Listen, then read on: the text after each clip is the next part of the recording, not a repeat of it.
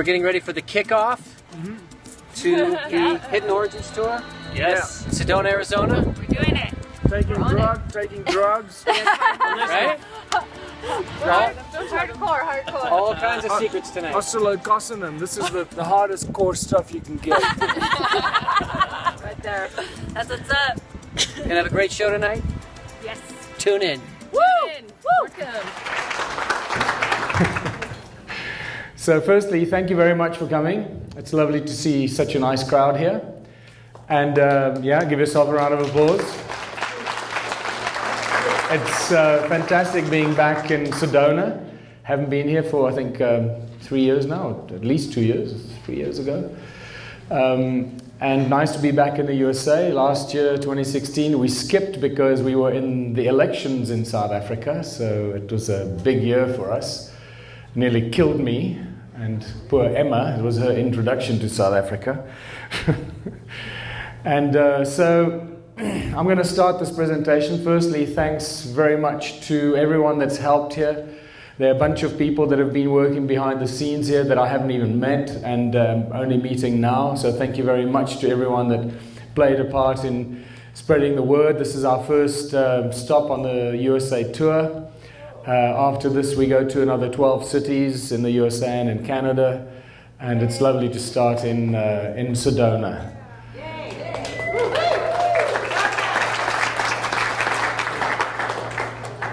And yeah, we're filming this evening, so hopefully this will be a video that many people can enjoy online as soon as we've got it edited.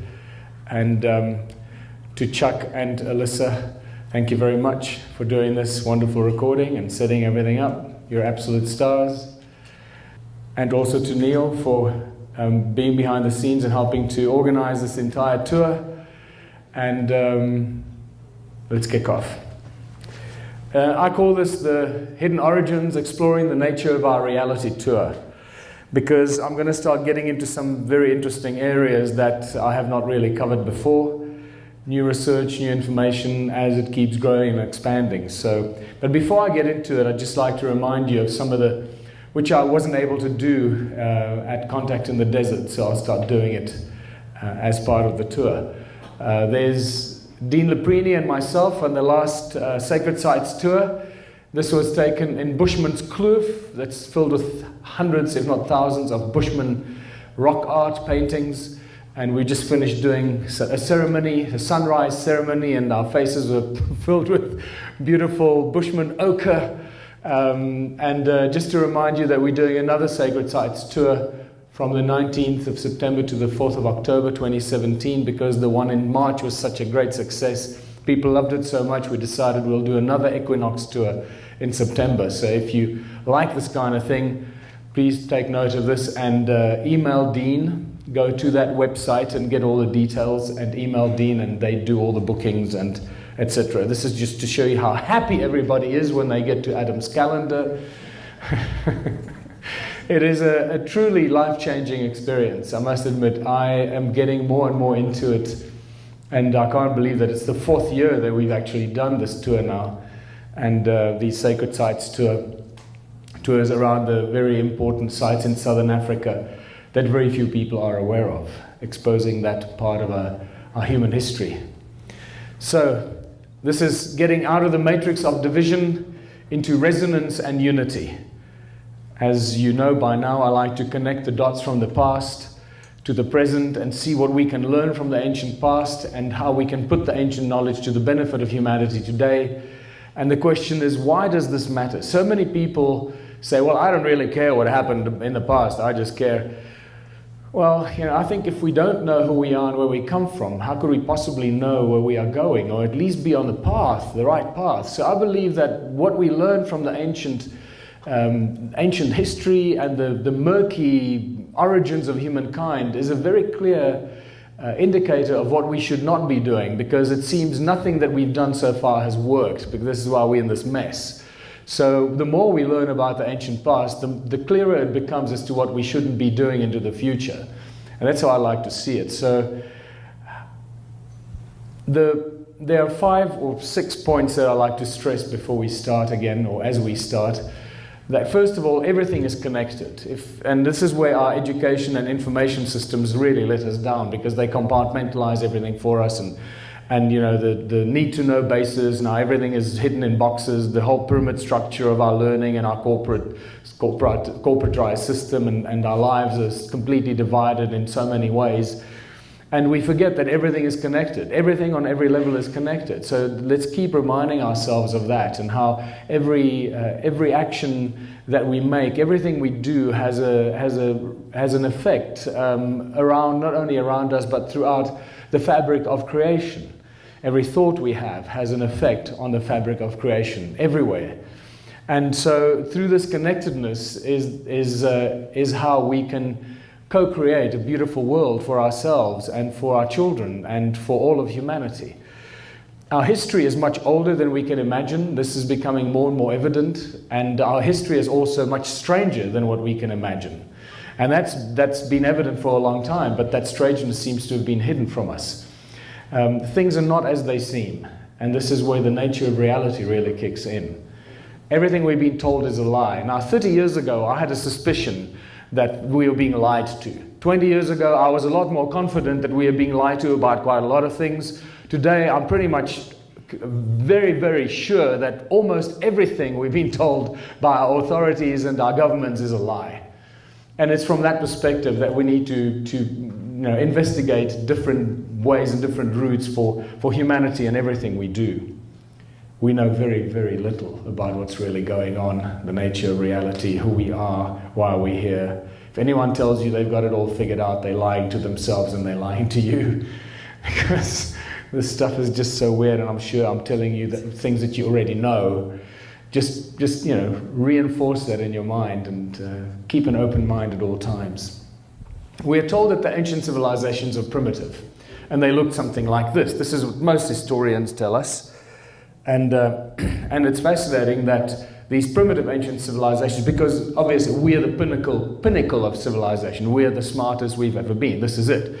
All of human history has led us to this point. We now have industrialization. We have cranes and machines. We can fly airplanes and all this kind of crap. And this is why we believe that we're the most advanced and the pinnacle of humanity. Well, obviously that's not true. But this is how our history is depicted to us. The ancients were primitive, and yet, on the one hand, while they show us how primitive they were, they show us what they've left behind. And this is what they left behind. They left behind things like this, and this, and this, and structures that we just marvel at today and wonder how the hell they did this.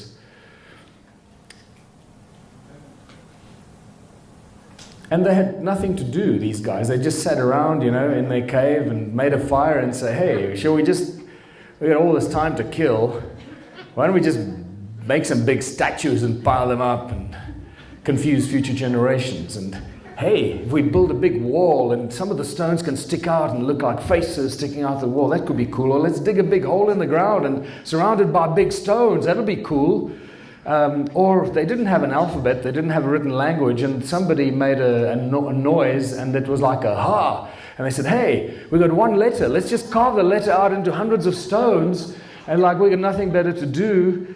And then, hey, maybe if we pile up a bunch of stones and it'll look like it's reaching up to the skies, this will be cool, let's do this, let's build that.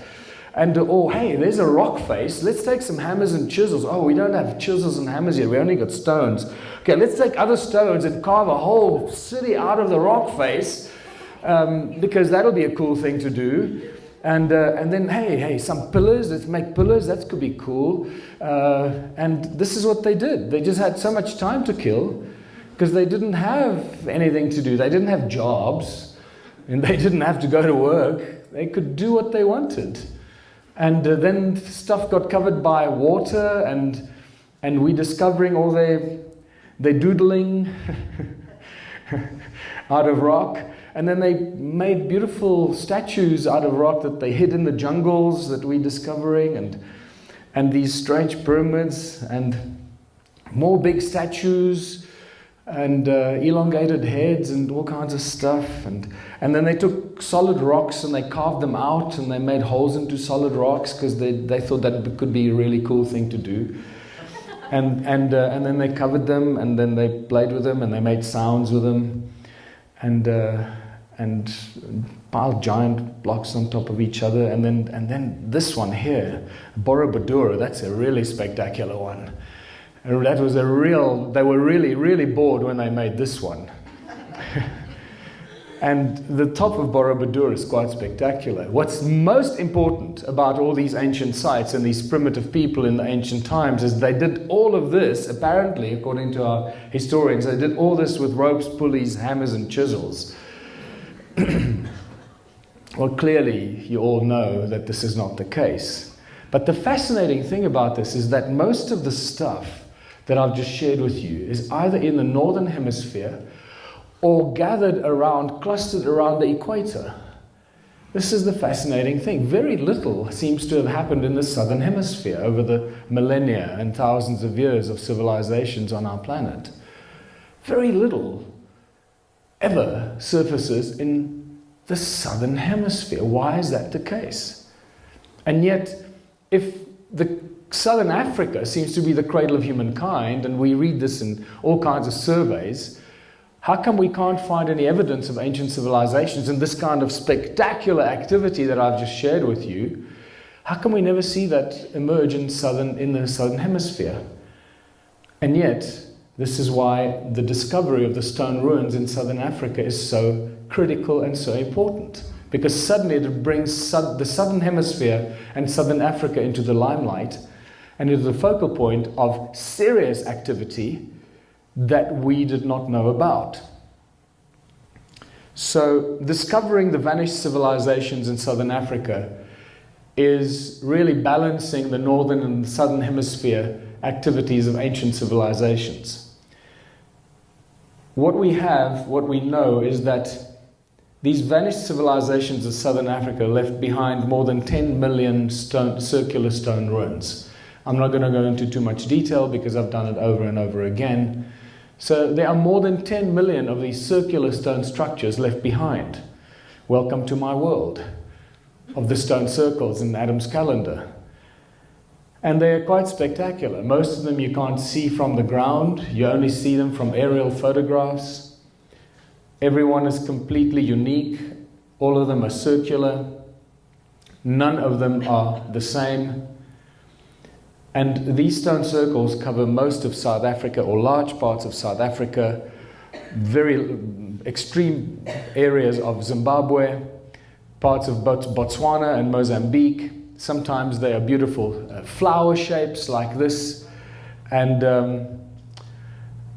each and every one is completely unique. This is what the walls look like from the ground. They're not very high. Some of them have been reused in more recent times and reconstructed and made higher. What you're looking at is the largest cluster of stone ruins found anywhere in the world until today. Until we find something else, these stone circles of southern Africa are the largest cluster of ancient ruins anywhere on earth today. As I said, there are more than 10 million of these stone circles. What's even more interesting is that they're connected by these weird channels. They look like these wires that connect them together. And also notice that weird kind of spider's web effect that goes away from the circle.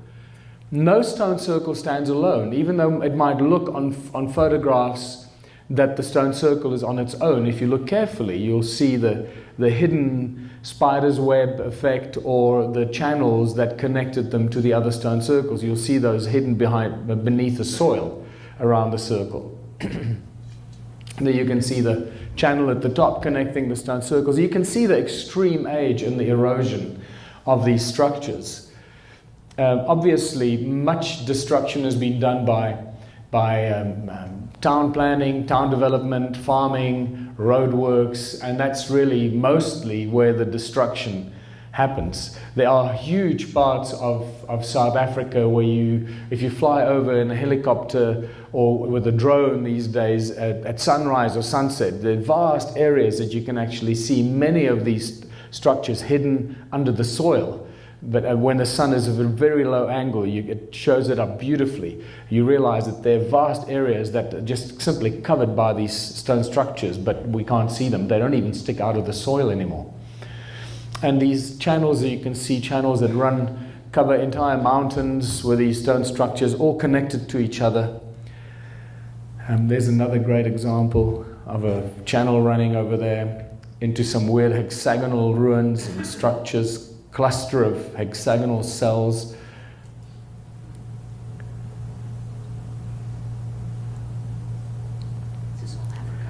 This is all not far from my house, actually. When we sit on the balcony at Stone Circle or at the Ubuntu office, that's what you look at. The mountains around us are covered in all these structures. That's why we are located there.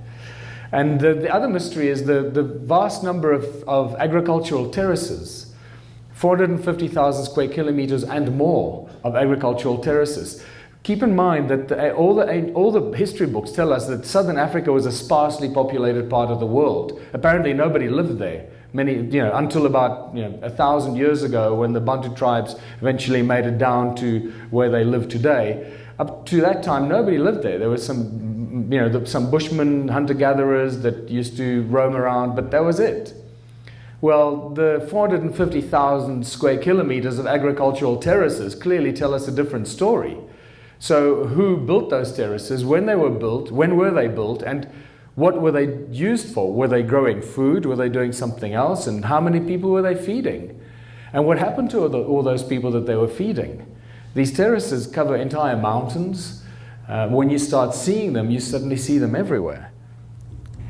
And the Google Earth images give you a very interesting idea of how widely spread they are as well. Again, South Africa, Zimbabwe, there are parts of Zimbabwe that it's almost impossible not to see these terraces. It's unbelievable.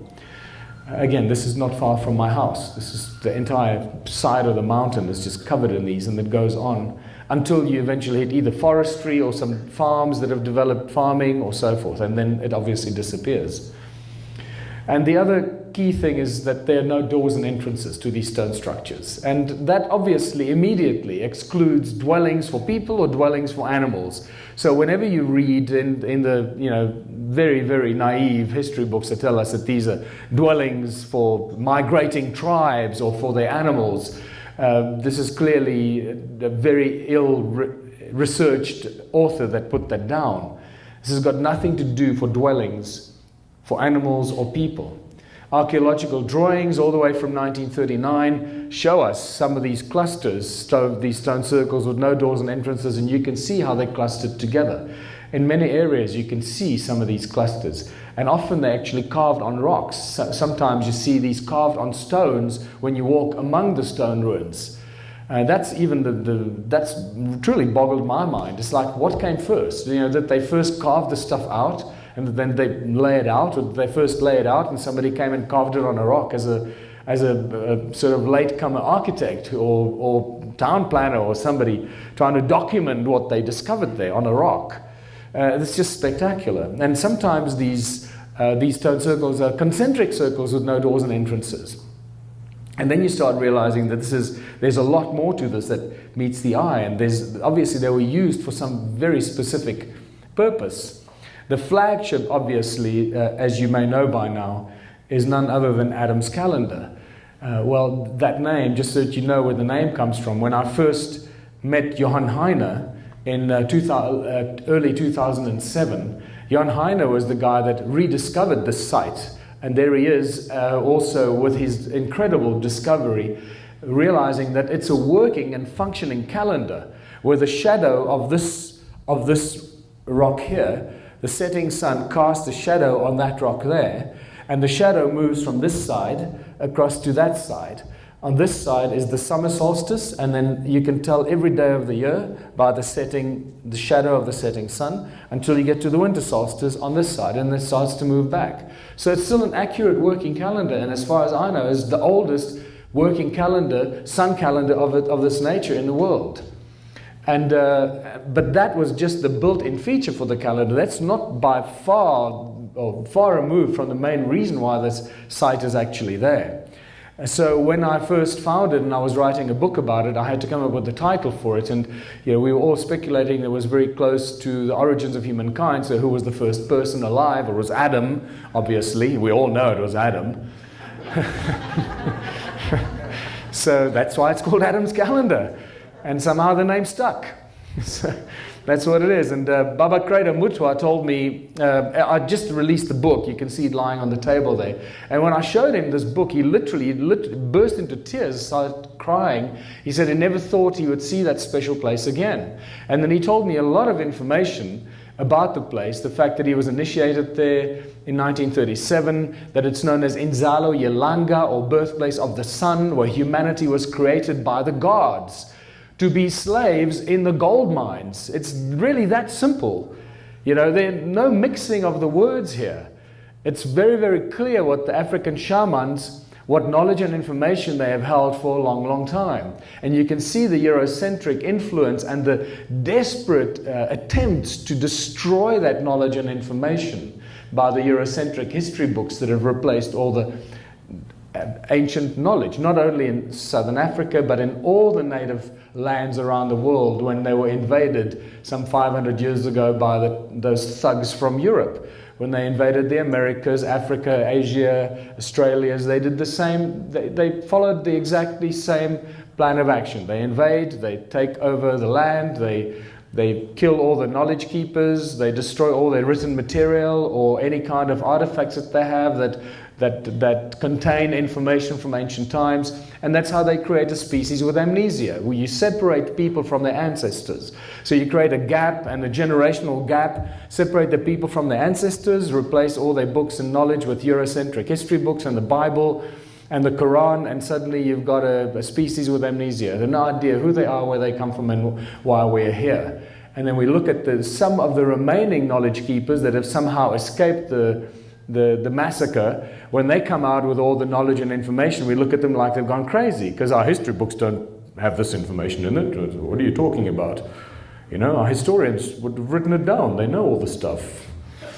So Adam's Calendar is a spectacular place, right on the edge of a cliff, as you can see over there, badly destroyed, but in an attempt to resurrect it, that's what it looks like. We have the Stone Man closest to you. We have a Horus bird that looks out at the 3 stones of Orion. And in the distance we have 2 pyramids. There's actually a third one that align with the rise of Orion. So we have Horus, Orion, and the pyramids that line up. And guess what? Not only does the same kind of imagery and information that we find all over Egypt is encoded in the site, but the site itself is aligned on the 31 degrees east longitudinal line. There's Adam's Calendar, or Adam's Pyramids, Great Zimbabwe. If you extend the line, you get to Great Pyramid of Giza. It's all aligned beautifully along 31 degrees east. And that tells us that whatever is going on here, it was a very, very important longitudinal positioning for those ancients that put all these structures together. Those guys in their loincloths and their hammers and stone hammers and chisels. They were really busy. They were up and down that line. They didn't stop. And so what is all this activity about in Southern Africa? And it's always about one thing. It's always about the gold. And that's the spectacular thing. We often forget that the Egyptian Empire was all about the gold as well. The Egyptians had so much gold, they were putting it on the pyramids, everything was made from bloody gold.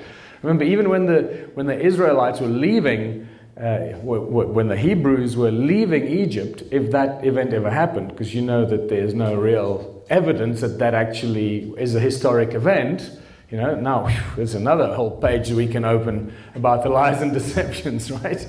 So remember that they were told by God to go and raid the Egyptians' homes and steal all the gold, take all their gold, because you're going to need it when we get to the desert. So it's all about the gold. The Egyptian Empire is all about the gold, and we forget about that. I was astounded when we got into this desert town, and I forget where it was, what the town was called, where they discovered hundreds of golden mummies made of solid gold in Egypt. and I forget what the name of the town is. It's just, and you start realizing, oh, it's all about the gold. And Southern Africa especially is all about the gold. In the late 1400s, when the Portuguese first came around the Cape of Good Hope on their way to India, they met a lot of native tribes from the Mozambican side, and they also found a lot of ancient stone ruins. This is Great Zimbabwe, by the way, from a side view of Great Zimbabwe.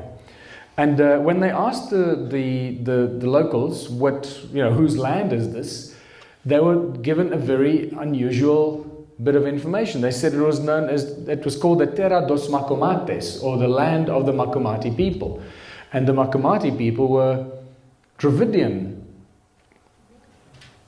gold miners from southern India, gold miners and gold merchants. They were already there in southern Africa, seemingly before these other tribes, African tribes, came and settled there. That land was already occupied by the Dravidians mining and trading with gold, with the East. And now this is definitely not information you're going to find in any Eurocentric history book, right? But the gold mining goes back much further in time.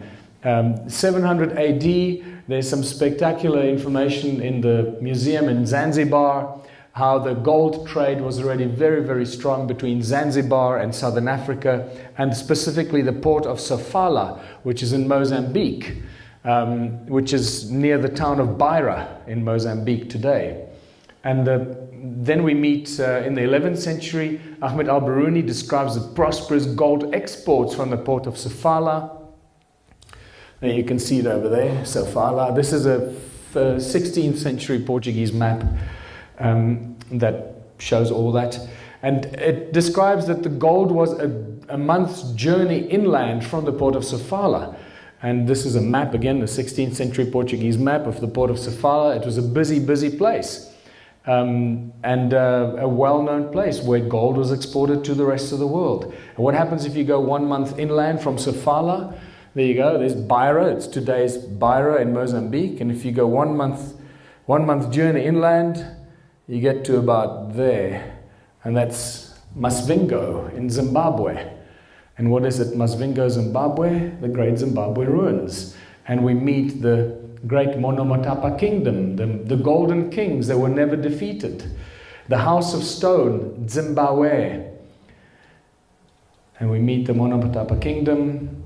And it seems that those are the guys that were responsible for all the gold that was being exported for a long, long time. And it's most likely that that's where King Solomon got all his gold, and the whole story of Sheba and all the gold somehow can be related to that. Is there any evidence of ancient gold mines that produced all this gold in southern Africa? Of course there is, because wherever there are stone circles, there are gold mines.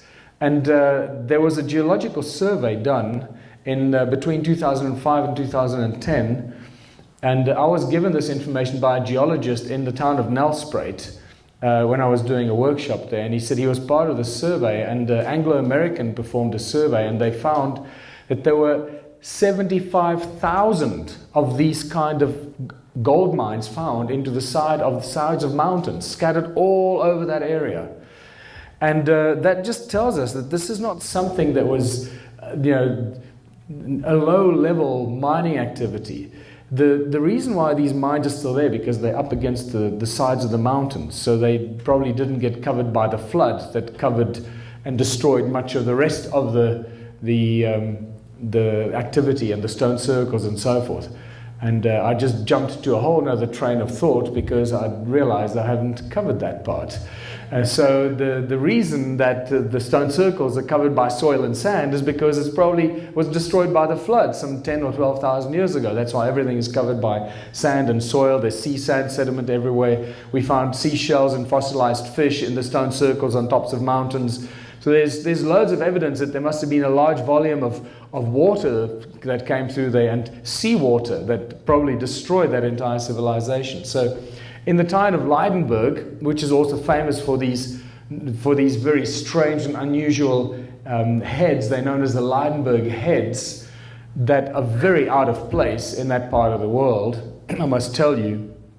And in the town of Leidenburg, around that area. That's where they counted up to 75,000 of these ancient mines. But there are many more mysterious mines that have been found all over South Africa, in the northern parts of South Africa as well. Mysterious ancient tunnels found in the 30s filled with tools and artifacts.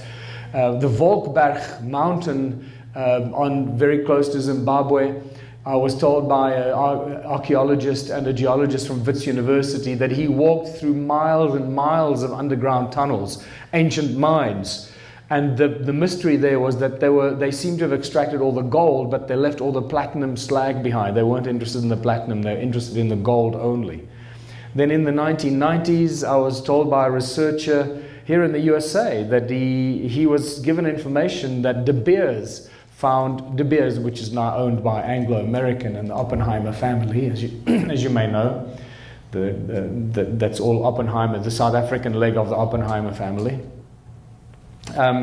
They found a mine 22,000 feet deep that was cut with absolute precision, with technology that they do not possess. And if Anglo-American or De Beers does not possess that technology, then I can tell you no one else possesses that technology, because they have the leading edge of all technology. So, and then also I was told by the chief geologist from Anglo over a beer at a pub that they find many ancient mines. They find old mines all the time, mine shafts, mine tunnels. And then I asked him, so what do you do with them? And he said, well, our instructions are, if we ever come across that, is to cover it up and move right on. And at that time, when I asked him at that time, he said, oh, we just recently found an ancient shaft in Bloemfontein, the capital of the Orange Free State in South Africa. And he said it was about 500 meters deep, and there were some skeletal remains at the bottom of this ancient mine. And I freaked out. I said, wow, so what's going on? Are you going to, explore or research the skeletal remains? He said, oh no, we covered it up. It's all covered up, and we moved right along. So you can just imagine the amount of destruction that the mining operations have been responsible for. But in December 2014, I was privy to this is a modern mine in South Africa, and in one of these mines, the side of it caved in completely, that exposed an ancient tunnel and was running just below it. So all these miners went into this the ancient tunnel, and they started finding some really bizarre stuff. But the tunnel was far more smoother and far more, obviously tools used that were far more advanced than the tools they were using to dig their tunnels. So within hours, that entire tunnel was shut down. That part of the mine was shut down. No one was ever allowed in there again, and it was never reopened. So instead of exploring it and sharing that and turning it into an interesting archaeological exploration, it gets shut down, never spoken about. In fact, that just reminds me. No, I'll talk about that later. In Zimbabwe, Nyanga, the northeast province of Zimbabwe, very ancient ruins, very, very ancient ruins that hardly, you can just find little scattered evidence of it. And we find water furrows and slave pits. Water furrows that are carved out of solid rock that run for hundreds and hundreds of meters all over the place, and connect to stone circles, and also connected to these so-called slave pits. And this is what our archaeologists tell us, that these are slave pits for either slaves, animals, or grain. And then because that's all it can be, right? Animals, slaves, or grain. So you can think, really? So you're going to put the animals in there, and then how do you get them out? Well, are you going to throw them in there? And grain? You're going to put grain in there? That's not a very smart thing to do, right? The first bit of rain, and what are you going to have? Beer from all your grain? What are you doing here? And slaves. Now that's a good one, because can you imagine? No slaves ever going to escape from that. So it's just such nonsensical garbage that they come up with. And the fascinating thing is that one of the lecturers at Zimbabwe University, Anne Kritzinger, who's a geologist, wrote some phenomenal papers on her research about these so-called slave pits. And she shows that these were actually purification or extraction tanks for the purification of gold. She found inlet valves and outlet valves, and in the outlet valves she found up to 2 grams per ton of gold sediment in the outlet valves. So it must have been involved in some sort of gold process. She sent me lots of papers when she discovered I speak about her in my presentations. She sent me all her latest papers, which actually show more spectacular evidence of her research. But the other interesting thing about this vanished civilization of Southern Africa are the connections to many so-called northern civilizations, like the Sumerians, the Egyptians, the Romans, Phoenicians, the Maltese, the Hindus, the Dravidians, the Dogon people of Mali, and specifically my favorite are the Inca or the pre-Inca empire, obviously all of these are all obsessed with gold, right? They're all golden empires. And the pre-Inca civilization was found accidentally in a sinkhole in a town called Carletonville, which is also a big mining area. I grew up known as the West Rand, west of Johannesburg, which is just filled with gold mines. There must be 60 gold mines there, and every year more gold mines open up. You know, our poor country is being mined into oblivion. It's insane. It's just to become a mining colony for the elite.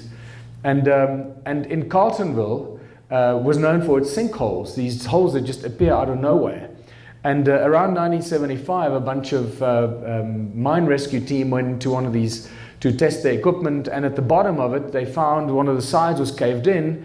They opened it up, cleared it out, and found this tunnel that went into the darkness. And the tunnel was described to me to be paved all the way around underneath and paved all the way around, something like this. This is not the tunnel, but I found, so you can just imagine it. It wasn't, when they found it, it wouldn't have been beautifully backlit for a photo opportunity. So he says when they found it, they walked in there and they were obviously very nervous, because this is like, what the hell is this doing here? And several meters into the darkness, they stumbled upon one of these facing them in the dark. And he said, this man told me that they got such a fright, they just turned around and got out of there as quickly as they could. And they never ever told anyone about this until he told me about this, and then 3 months later he died. So I'm glad that I listened to the old man. The fascinating thing about these ancient mines in South Africa, that we also have a connection to Egyptian gold mines, specifically with the birds. Theodore Bent was an British archaeologist that traveled pretty much. He was a well-traveled guy in Egypt, all over Africa, and spent several years in southern Africa, and he explored Great Zimbabwe. He's actually one of the guys that left us the best clues and evidence from his excavation in Great Zimbabwe.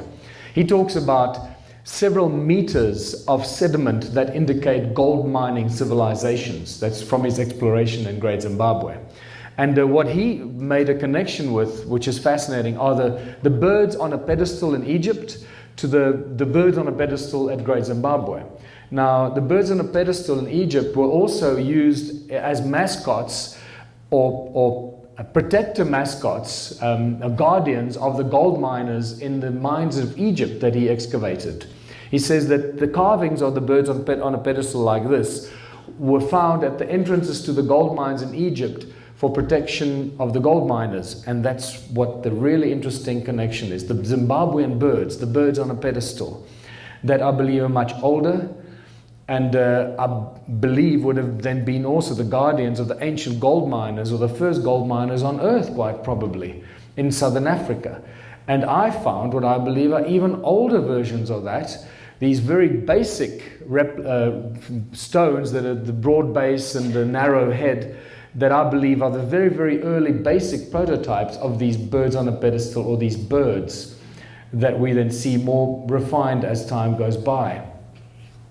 The Sumerian references to gold mining are quite spectacular, because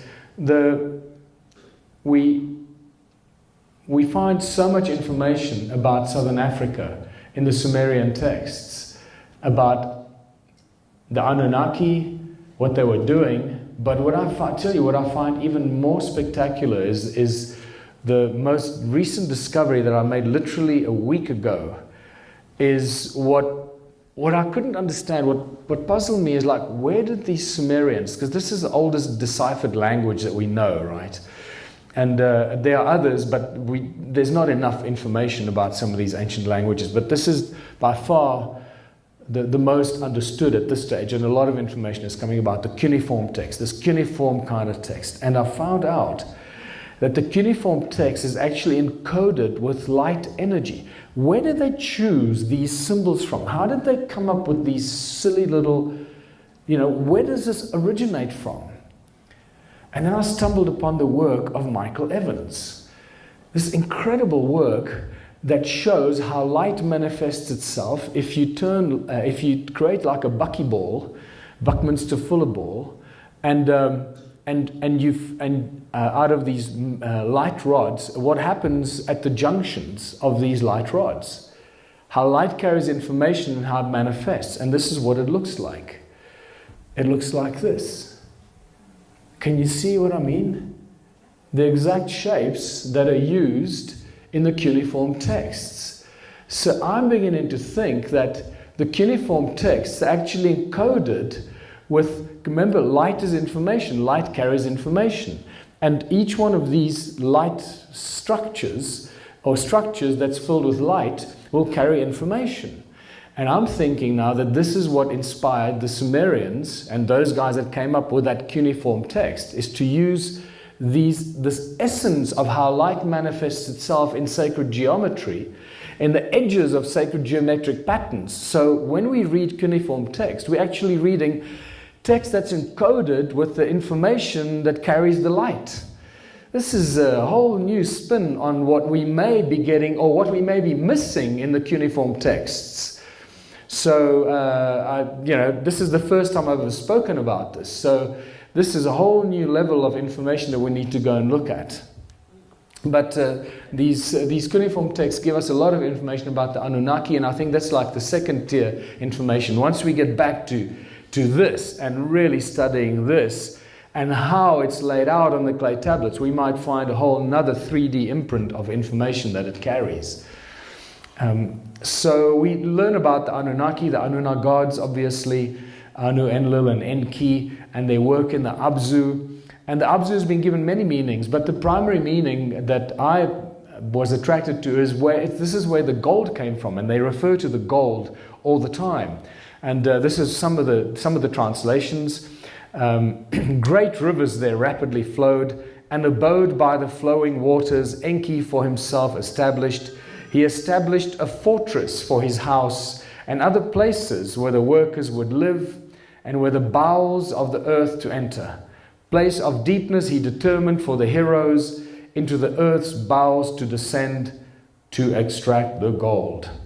And I often thought that maybe Great Zimbabwe was like the mine manager's house. I spoke about this before, because the mining towns that I grew up on, it was always very easy to find the mine manager's house. Just like stand around in the town and look around and find the biggest house on the hill, and that's always where the mine manager used to live. And Great Zimbabwe is exactly that. I mean, it's the house on the hill, the biggest house on the hill in that whole area. And I thought, well, maybe that's where Enki used to hang out, or there was his house. But I don't know. I'll tell you why. Because when you look at Great Zimbabwe, that big conical tower inside doesn't really, I think that the whole structure of Great Zimbabwe is very similar to the same, the way that the other stone circles were laid out. And you'll find out what that is all about a bit later, if you don't know that yet.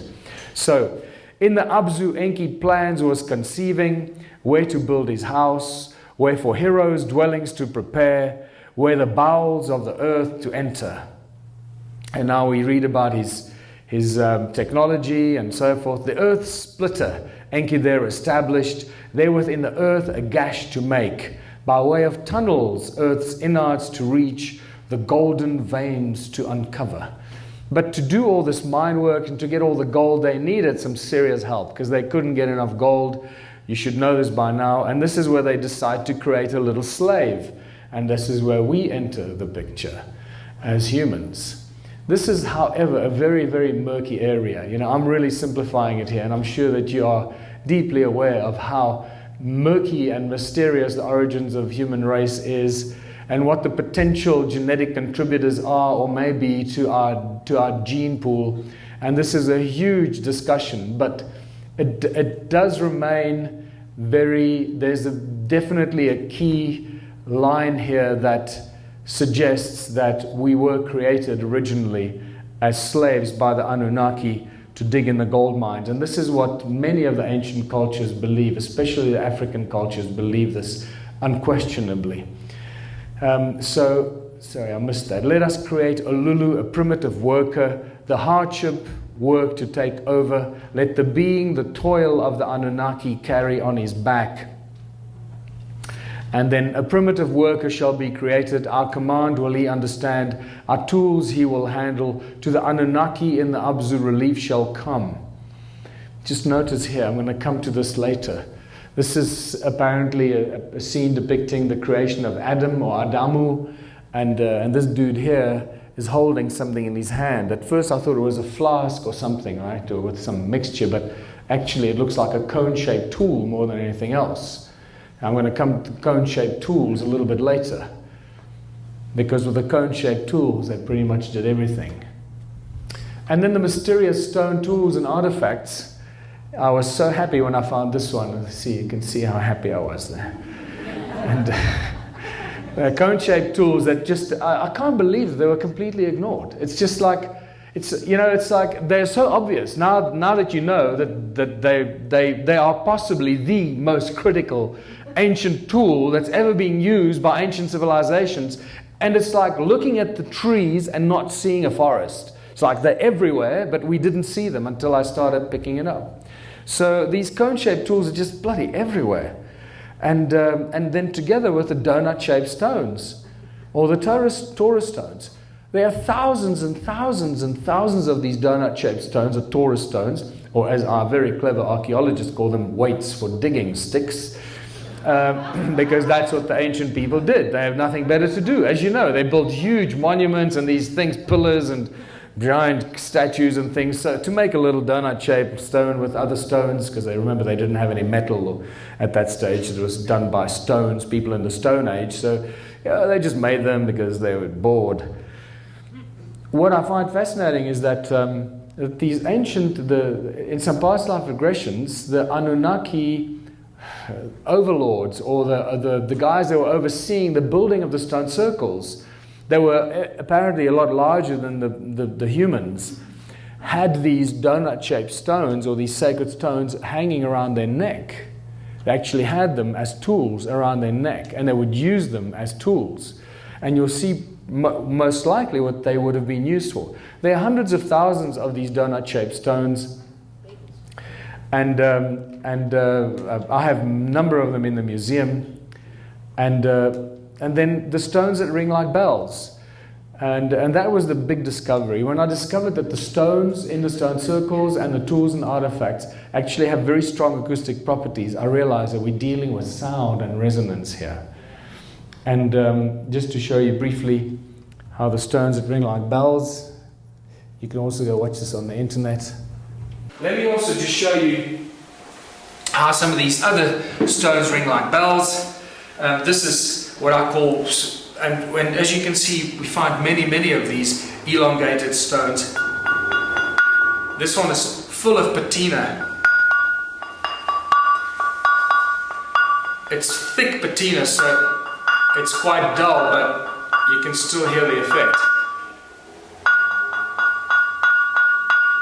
And this is a beautiful one. This one actually rings at 2 different frequencies.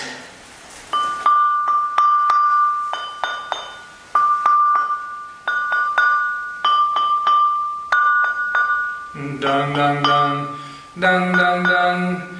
They're quite large. Look at this one. And it looks also like it was inserted into something up to that point. And also, remember, they all ring like bells. This one is no exception.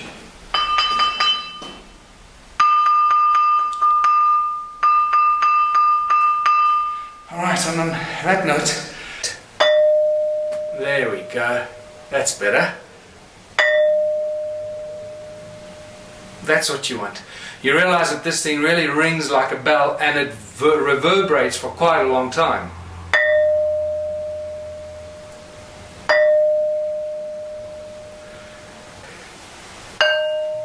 Notice it's the same pitch, right?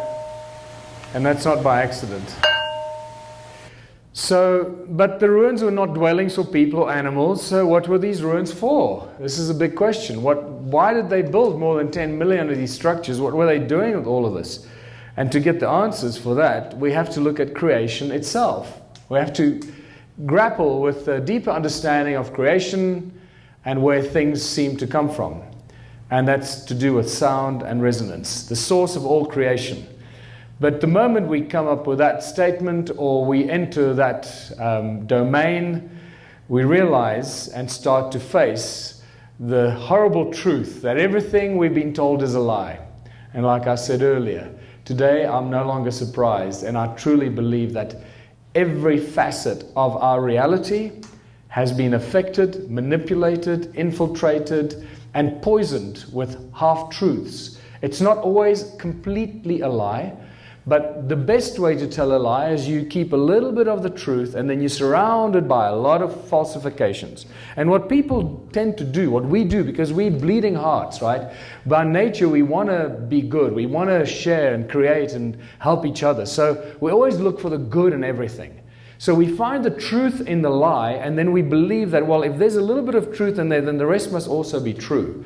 And that's so we actually become our own worst enemies. And this is how they can pull the wool over our eyes all the time and time again, over and over again. So we got to step out of that kind of naive position and start realizing that this is something has been going on not just the last few decades by our governments and our corporations and the banks and those that pretty much run the world, but it's been going on for centuries and it's been going on for millennia. The lies and the deceptions have been going on for thousands and thousands of years, not just the last few decades, because now suddenly we've woken up and we realize we're being lied to, so we think, oh, it must have just happened recently. No, it's been going on for bloody ever. That's the problem. So how do we now start to distinguish the lies from the truth? And I'm beginning to think that many of the ancient texts could have actually been manipulated and been written in ancient times with the intention of finding, in some future timeline, and the dumb schmucks that find it will go, oh, wow, this is ancient stuff, it was written, it must be true, it was hidden in the cave somewhere, so it must all be true. So, that's how you can also create deception down the line. By, okay, let's write all this crap down here, we'll bury it in a vault somewhere and they'll find it at such and such a time. Or they'll guide us to finding it and discovering it. And say, oh, wow, we discovered Nag Hammadi texts and all this, and so we all believe it's all true. So we got to be really careful as what we actually believe and what has been set up for us to keep deceiving us. So I no longer bloody believe anything. I tell you, it's like, oh, that's not true. I believe, I believe the children are our future. But there's some things I believe. And what strikes me is that the bigger the lie, the more inclined we are to believe it.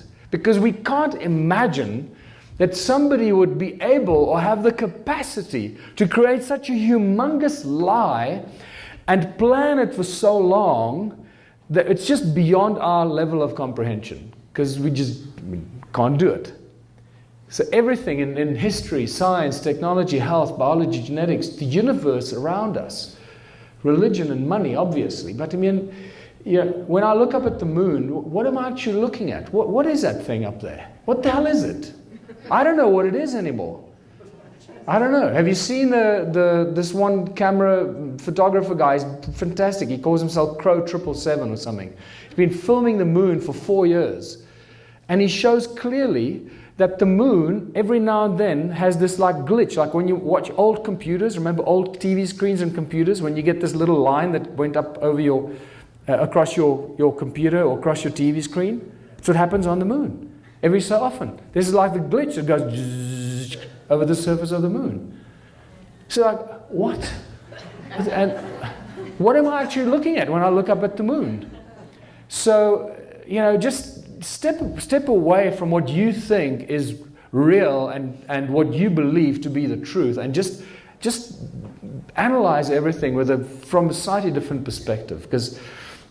And I want to show you an example that basically shows me that if they could lie about this, they can lie about everything. If they could pull this one off, they can pull off anything.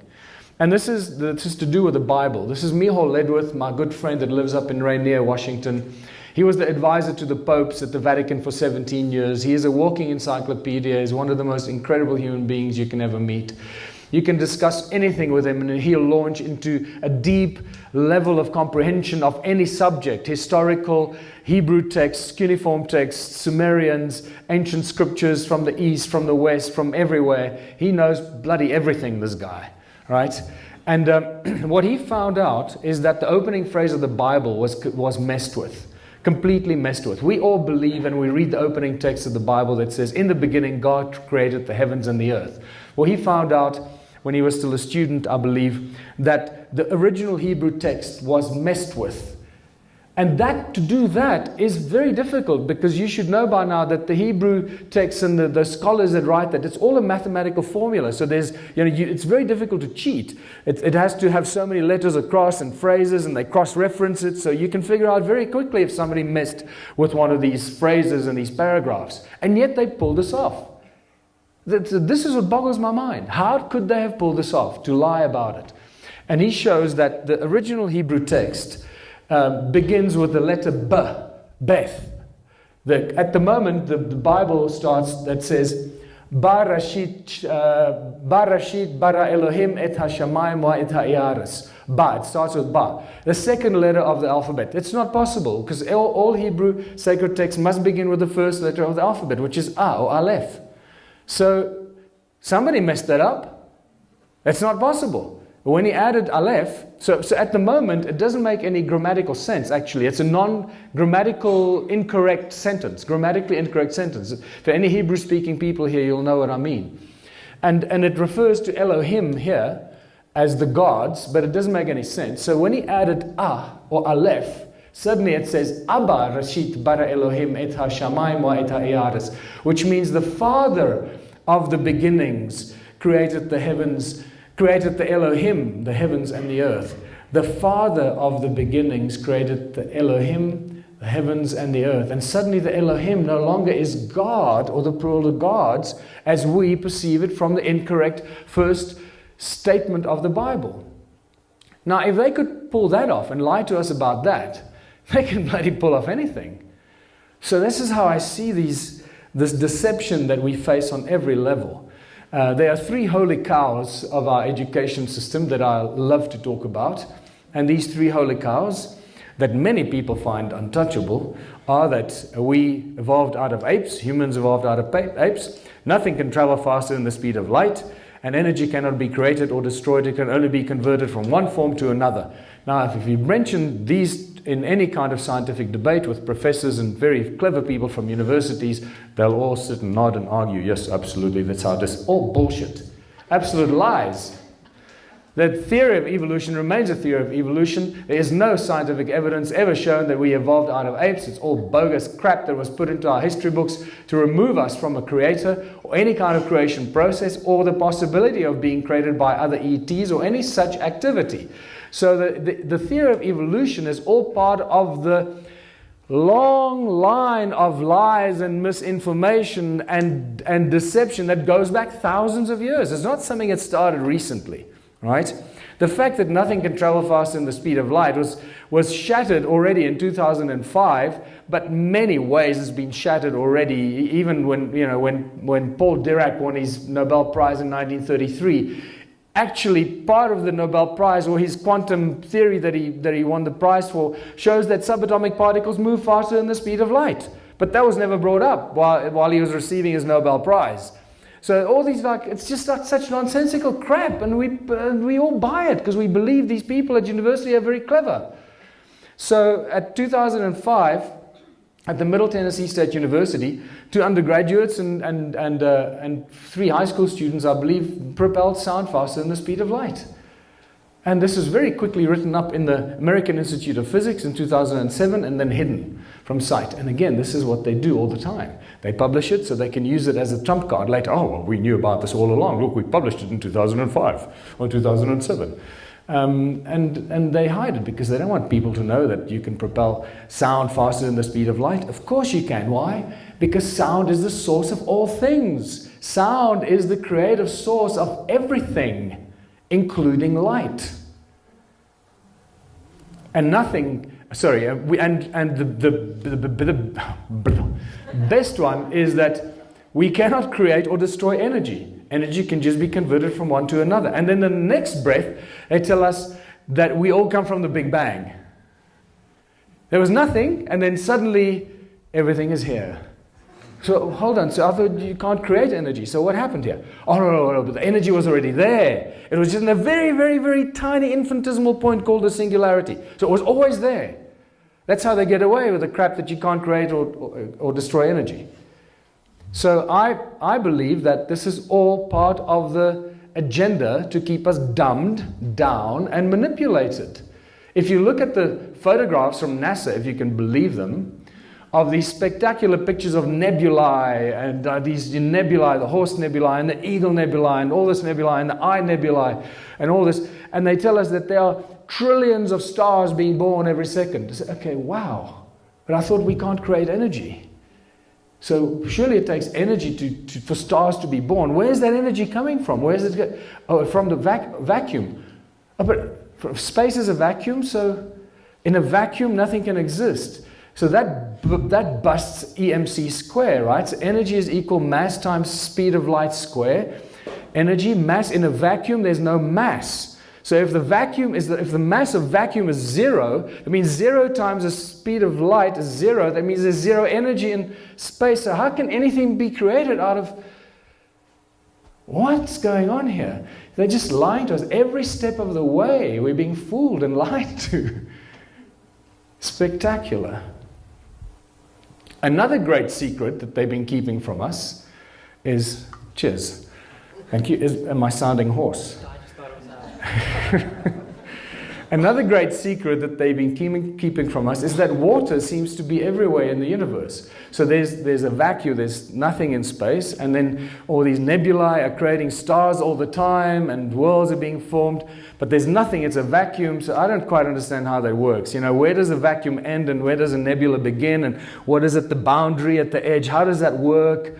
And you know, vacuum is a very powerful thing. You should know that by now. I mean, a vacuum sucks, right? Like, have you seen, go on YouTube and see some of the wonderful, you know, videos that show like, you know, how a vacuum, what happens in a vacuum. It's like, you can't do anything in a vacuum. You can't propel craft in a vacuum.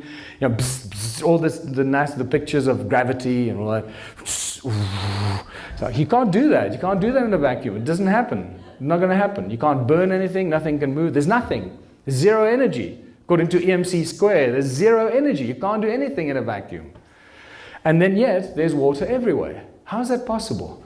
So again, NASA hides these things because in, was it 2009, I think, when they published this, that they found sprawling clouds of cold water vapor around a burgeoning solar system nearby called Hydra.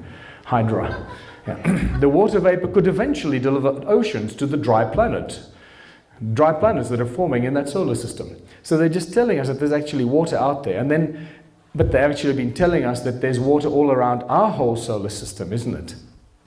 Our entire solar system is surrounded by water in the form of ice. Firstly, we have the Kuiper Belt, which is just, you know, trillions and trillions of pieces of ice floating around there, like this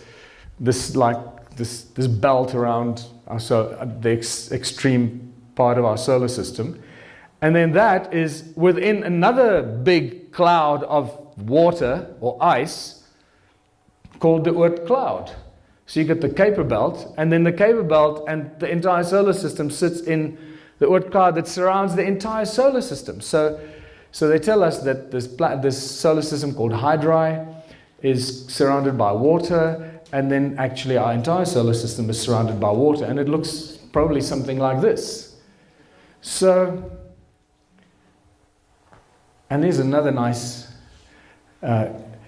artistic impression of what our solar system may actually look like. The entire thing is possibly made up of water. And suddenly, I have a very different take on the opening statement of the Bible. The Spirit of God moved over the waters. I could never understand that. What does that mean? How come there's water? Nothing has been created. He hasn't even said, let there be light, and yet there's already water. So suddenly Scripture takes on a very different kind of meaning to me. And is it possible that all of space, or that water, is the stuff that holds the universe together? If the Spirit of God moved across the waters. So what is it that we look at when you look up at the night sky? I don't know anymore. I don't believe anything anymore. I'm starting to question everything. And suddenly this thing called a vacuum that we are told that space is becomes part of the myth and not a scientific fact. How many of you have been into space? Handful of people that claim they've been to space. Can we believe them? I don't know.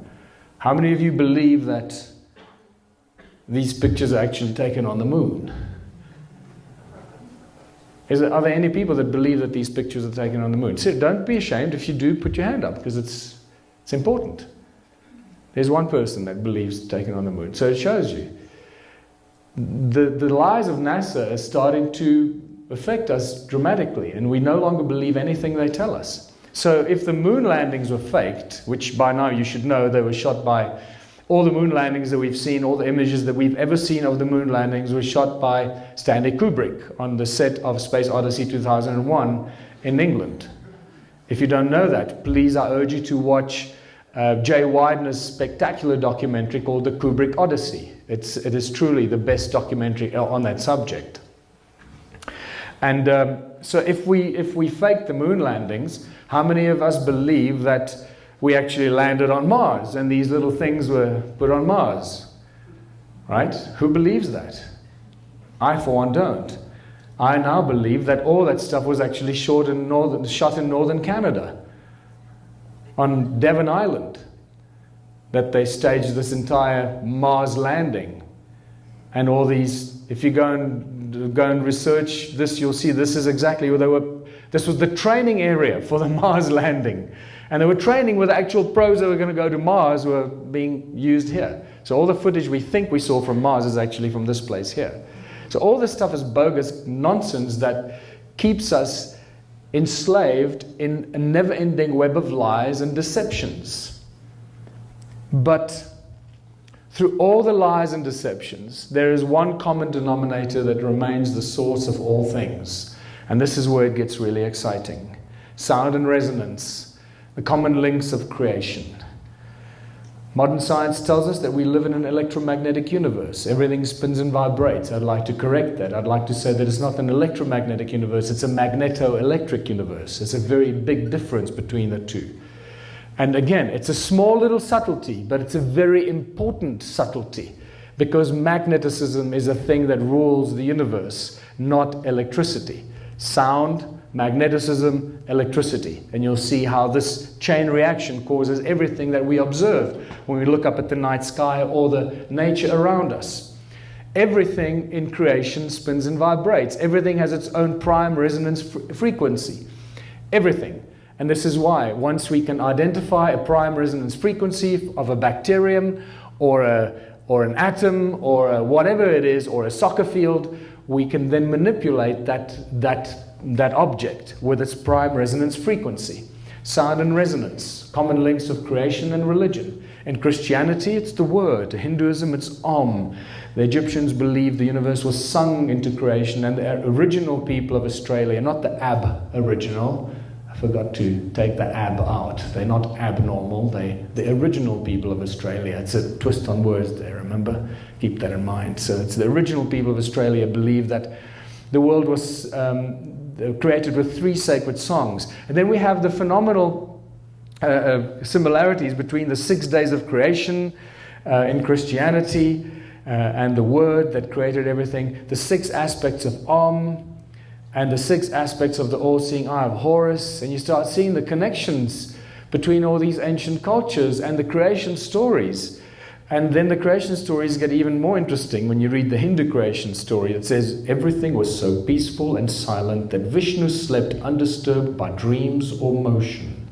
From the depths, a humming sound began to tremble.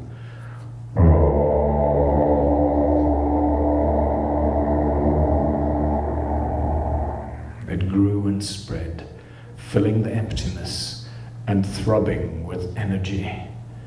The night had ended. Vishnu awoke. That's just a little more dramatic version of saying God said, let there be light. Same thing. It's just great when you start seeing these connections. Sound is a source of all creation. Sound and resonance is responsible for everything. It is the breath of the Creator, the prime resonance frequency, and the source code for everything in creation, including our DNA.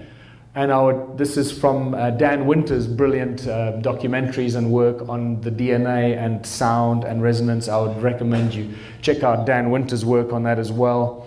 How cymatics and sound helps to form and shape our DNA and the structure of our DNA based on the cymatics. And that word cymatics, it comes from Hans Jenny in the 50s and 60s, the brilliant work that he did and showed us how sound and resonance is responsible for everything in creation. By now you should know that sound manifests physical form, and this is the most basic example. I think you might have to manipulate the sound here. It might get a bit hectic. If your ears are sensitive, just block your ears because it could get a bit loud. This is the most basic, fundamental demonstration how sound and resonance manifests into physical form. And I just cannot get enough of it. I can watch it millions of times. Every frequency has its own specific shape, a prime resonance frequency. Are you only looking at a two-dimensional representation of a three-dimensional effect?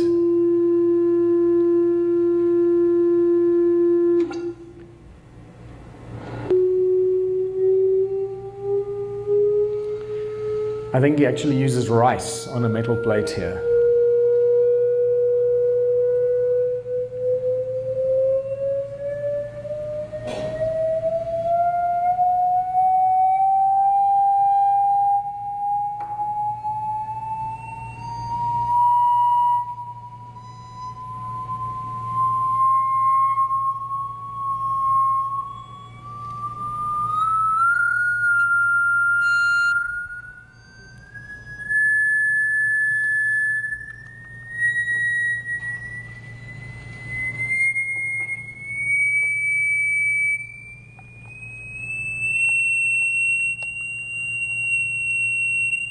And this is just in the spectrum that we can hear.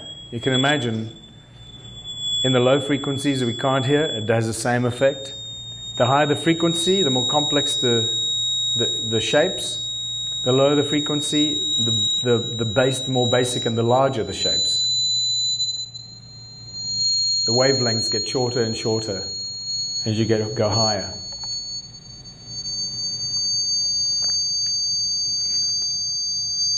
Wavelength is actually also, it just doesn't quite do it, because it's not really a wave that we're dealing with here. It's something very different, far more complex. It's almost at the edge of our...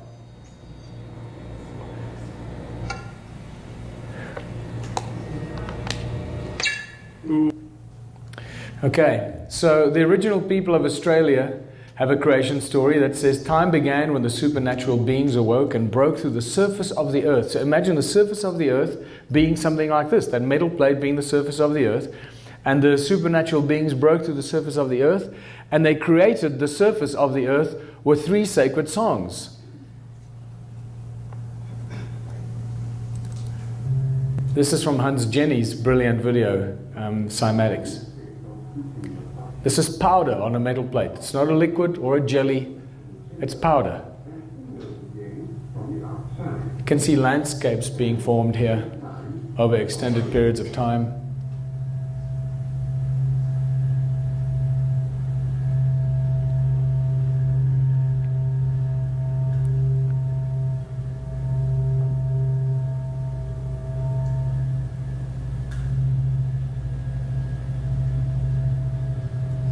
Mountains can form, valleys, volcanoes, all to do with the sound of the earth, coming out of the earth. Now watch that. We can recognize the various atoms of the vibratory fields. They move to and fro, unite, and separate again according to the vibratory state of the surface formed by the membrane. So it's interesting that I linked this to the Aboriginal people or original people of Australia and the 3 sacred songs, and it's very similar to this picture that I took from an aeroplane flying over Western Australia, and you can start seeing how the kind of landscape would have been formed from the cymatics of the sound of the. And some of these pictures, the images of this CymaScope images, tell us that it was these sounds, the images of the sound, that actually inspired religious symbols. That beautiful cross in a circle at the center of some of these cymatic photographs give us a very clear indication that the creators of the religious symbols knew exactly what they were talking about, that the source of creation is sound itself. And that takes us to what sound does. Sound pretty much does everything you can imagine because it's a source of creation. Do you guys want to take a break? Anybody want to take a break? If you want to take a break, just go stand at the back, do some stretching exercises. I like some people are doing. If you have any questions, I suggest that you just leave it because I'm about halfway through. Ancient civilizations understood sound and frequency, and they used it for everything. They used it as a tool, and they also used it to control and manipulate humanity. This is nothing new. We know by now that the pineal gland is pretty much what represents the all-seeing eye of Horus. It's a receiver, it's a transmitter, it's a powerful tool that we should be using, but we're not, because it was manipulated with and probably compromised. And it seems that these ancient beings, these either bird-headed beings or winged beings, used these cone-shaped tools and other techniques to manipulate our pineal gland and manipulate our DNA. They controlled us, the tree of life or the DNA, and they probably used sound and frequency to do that with. But what's important is to look at, so we got a pine cone, a cone-shaped tool in his hand, and that weird wristwatch that has got these 12 cone shapes pointing at the center. And then also this here. This here looks just like the stone tools that I've been picking up, a cone-shaped tool on his arm. Seems like everything is encoded here when they draw these or carve these things. It's not just accidental. Everything has got a reason why it's there. So you'll realize why that is so important, because this wristwatch with those 12 cones pointing at the middle shows us that they weren't only controlling our thoughts and our minds with sound and frequency and magnetics in ancient times, but we've been doing it for ages now. There's your all-seeing eye of Horus. There's your half of that weird wristwatch with the 6 cones facing the middle, all controlling us with sound and frequency. And this brings us to using sound as a tool in technology. Sound creates light. It's very obvious. We know that God said, let there be light, and you can do this yourself by attaching a speaker to an LED light and see what happens. The Ankh was used as a healing tool. We know that from images like this, and there's a lot more to be said about this. The medicine wheel is a cross in a circle that represents sound, that primordial source of sound, that shows that the Native American healers knew that sound could cure and could heal. This is a Sumerian seal that represents sound, and also this is where the swastika has its origin, in sound and resonance. The Ark of the Covenant was obviously a very powerful sound energy generating device. It was also a communication device that Moses could communicate with God and with his people when he sat on the mercy seat below the angels and their wings, and was also a very powerful device that brought down the walls of Jericho, because obviously gave off some sort of a low frequency vibration, and then with a blast from a trumpet and a shout, the walls came tumbling down. So either an electromagnetic pulse or something of that kind that brought the walls of Jericho down. Royal Raymond Rife, you should know by now, that cured, the man that found the cure for all disease with sound and resonance. They were converted to electric impulses. And right here in Sedona, in a library in Sedona, is his handwritten manuscript that you can read all his handwritten frequencies that he wrote down for cures for all the disease. All the different cancers. This is for diphtheria. This is for tuberculosis. And so it goes. Lakovsky, the multiple wave oscillator, that has got an incredible record of curing all kinds of diseases, including cancers. And more recently, Anthony Holland, who in a TED talk in 2011 shows how he cures cancer with sound frequencies. Unfortunately, Anthony Holland thought he'd become famous. And since then, we've not heard anything of him. He sort of disappeared. He didn't realize that the sound healing of cancer was discovered long before him, because he mentions it as a new phenomenon.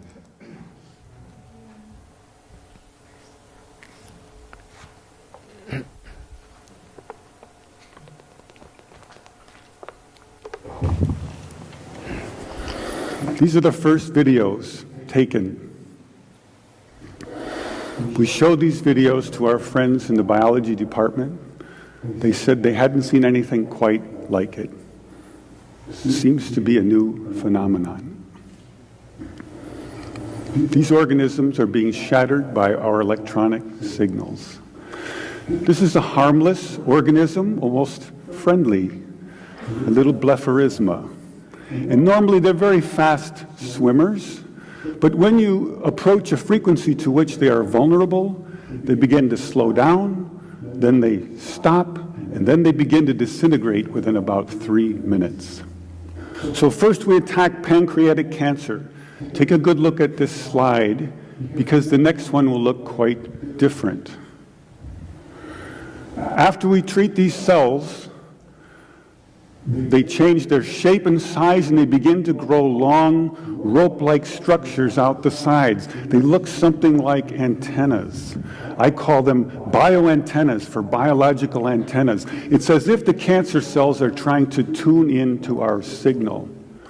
We now know that cancer is vulnerable between the frequencies of 100,000 hertz and 300,000 hertz. So now we attack leukemia cells. Leukemia cell number 1 tries to grow a copy of itself, but the new cell is shattered into dozens of fragments and scattered across the slide. Leukemia cell number 2 then hyperinflates and also dies.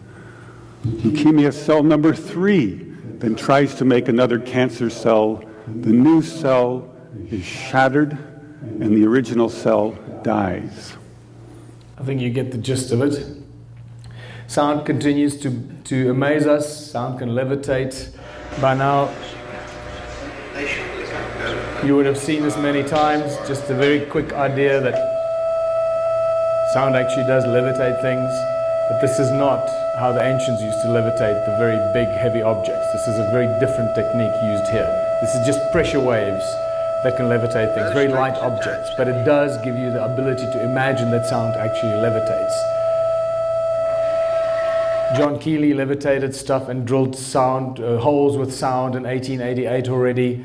Peter Davy boiled water with sound since 1940, and he died several years ago. Sound creates what's known as a star in a jar, called sonoluminescence. When you take a sphere of water and you expose it to certain frequencies, it gives off a very, very bright light at the center of the water, called a star in a jar, which is just absolutely not quite what it is. Magnetrons are really just very, very. It's called a resonant cavity magnetron that is created through resonance, sound resonance. It creates huge amounts of energy that's used in laser beams, used in microwaves, laser beams, etc. Sound acts as a cloak of invisibility. Sound can make things disappear. This 3D sort of plastic pyramid that they created, when they expose it to certain sound frequencies, anything they put underneath it disappears, becomes invisible. And that makes you wonder if that was the original idea for the structures of some monasteries. What do monks do in monasteries? They sit and chant. And I've heard from many people that do a lot of chanting and monastery kind of work, whatever that may mean, that at times when they're in a group and they're chanting, they look up and some people are gone, they're not there. I don't know if you've ever experienced that, but I've heard that from many people. They claim that people simply disappear when they get into a deep state of meditation and toning. And sound creates hurricanes. There are two guys in 2003 that lodged a patent to create hurricanes out of sound, believe it or not. And I believe they were granted their patent to create hurricanes. And maybe this is how they create the weather for us, without us even realizing it. And create superclusters, galaxies, supercluster galaxies. This is from NASA, from 2003. They say that they found a supercluster that was resonating 57 octaves lower than middle C, and it is in a key of B flat. I find it interesting, as B flat is just a semitone up from A, and if A is the first frequency or the source code of creation, and B flat is just a semitone up from that. This is just how my mind works, right? So it's very interesting. So is that like the first basic level of creation, up one level from the creative source code itself that becomes visible to us? Who knows? This is what it looks like. These are images that they show us of this galaxy, and it looks just like the cymatic patterns from Hans Jenny's the lycopodium powder creating shapes and mountains. There you go. Doesn't it look just like that? And just realize that this is how things are created. These are the sound waves that they show us of this galaxy. And if you look at it very carefully, it's a very specific toroidal shape, toroidal pattern. And this is a fantastic one. These kids from college here in the USA that created a sound fire extinguisher. And this is years ago. You would have thought by now the fire brigades would be using it everywhere. We're both graduating from the Electrical and Computer Engineering department at George Mason University this coming May. We're just going to test out our device that we use that uses sound frequencies to extinguish flames. I see this device being applied to a lot of things. First off, I think in the kitchen, it could be on top of a stovetop. But eventually, I'd like to see this applied to maybe swarm robotics, where it'd be attached to a drone, and that would be applied to forest fires or even building fires, where you wouldn't want to sacrifice human life. Professor Brian Mark really stepped in to help us. He just gave us a lot of support. I think as a whole, engineering is really just finding solutions finding simple solutions to complicated problems. Engineering is all about finding a way to make the impossible possible, so that's what we did. I mean, you'd expect that to be picked up by the fire brigades, wouldn't you? No way, they're not going to do that. Imagine a big building on fire, just pull up a couple of fire trucks, blast it with sound, and fire's out. That's too easy, can't do that. We'll need people to get injured and hurt so we can get insurance claims, we can have hospitals to work, we get the drug companies, everything's got to work. We got to get the corporate thing to function. We can't just solve the problem. It's not going to work for us, right? Sound creates volcanoes. Imagine, the earth is ringing like a bell all the time. So these frequencies keep coming out of the earth all the time. What do you think creates the volcanoes? What creates the heat underground that creates the volcanoes? More like a bubbling. Heat is just an expression of frequency, right? Actually, that we perceive as heat. Is that sound is actually three-dimensional. We've come accustomed to seeing graphs like this. This depicts sound waves as moving in a two-dimensional pattern. Or here, like a sine wave, which does help us mathematically, but is not a realistic depiction of sound.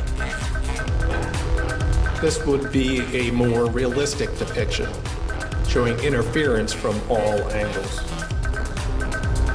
And this is what happens when you crank it up. High intensity, we can do something sort of like this. There's your little volcano. Instead of simply increasing intensity to get Sound energizes the air that we breathe, and that's actually one of the most exciting discoveries that I've made, is because as you breathe in the air, it always puzzled me, what happens to the oxygen that you breathe in? Why is it that we breathe the oxygen in and then we use some part of it and then we breathe the oxygen out? What happens? What happens in that process? We don't use the oxygen up. If we did, we'd be in big trouble because there'd be no bloody oxygen left, right? But so we breathe the oxygen in and then you breathe the oxygen out. So what part of the oxygen do you actually use? Well, it's the energized part of the oxygen. And what energizes the oxygen is actually the way that you breathe it in. It's the sound of the air that you breathe. Put your hand to your mouth like this, your hand to your ear, and listen. You make a lot of noise when you breathe, but you can't really hear it. And it's that sound of the air as you breathe. As it goes into your lungs, it speeds up all the time. So it's the sound of the air, and it's speeding up, because it's getting into thinner and thinner capillaries all the time. So by the time the air reaches the alveoli in your lungs, it's probably moving faster than the speed of light, and it's just full of energy. And it's the sound of that, the energy of that sound that energizes the oxygen. It goes into your bloodstream, and the energy of that oxygen is stripped, and then the stripped oxygen is released back into the air. Luc Montagnier, 2011, spontaneously generated DNA in water with sound frequencies. If you go on YouTube, you can watch one of these latest documentaries where he creates a virus with a sound frequency from Paris to Rome by sending a sound frequency of a virus across a telephone line, and they reconstitute the virus that he has in the lab in Paris. They reconstitute the same virus in the lab in Rome. This is just spectacular stuff, right? So now you can see how we can manifest things. We become creators and can manifest anything with sound. And this is why we now know that sound is the ultimate source of free energy. And Nikola Tesla knew this. He knew that the earth rings like a bell, and he used the sound of the earth because it constantly rings. It never stops. He used it as a source of energy to create his free energy device. And this is where we realize that sound and magnetism is inextricably connected. It's sound that creates magnetic fields, and moving magnetic fields create electricity. It's in that order that creation seems to happen. So we don't live in an electromagnetic universe, we live in a magneto-electric universe. And there's please watch the DVDs and the videos online about the electric universe. That is spectacular research that tell us what the sun is, what the stars are, and how things actually function. So magnets give off sound. We all know what speakers are.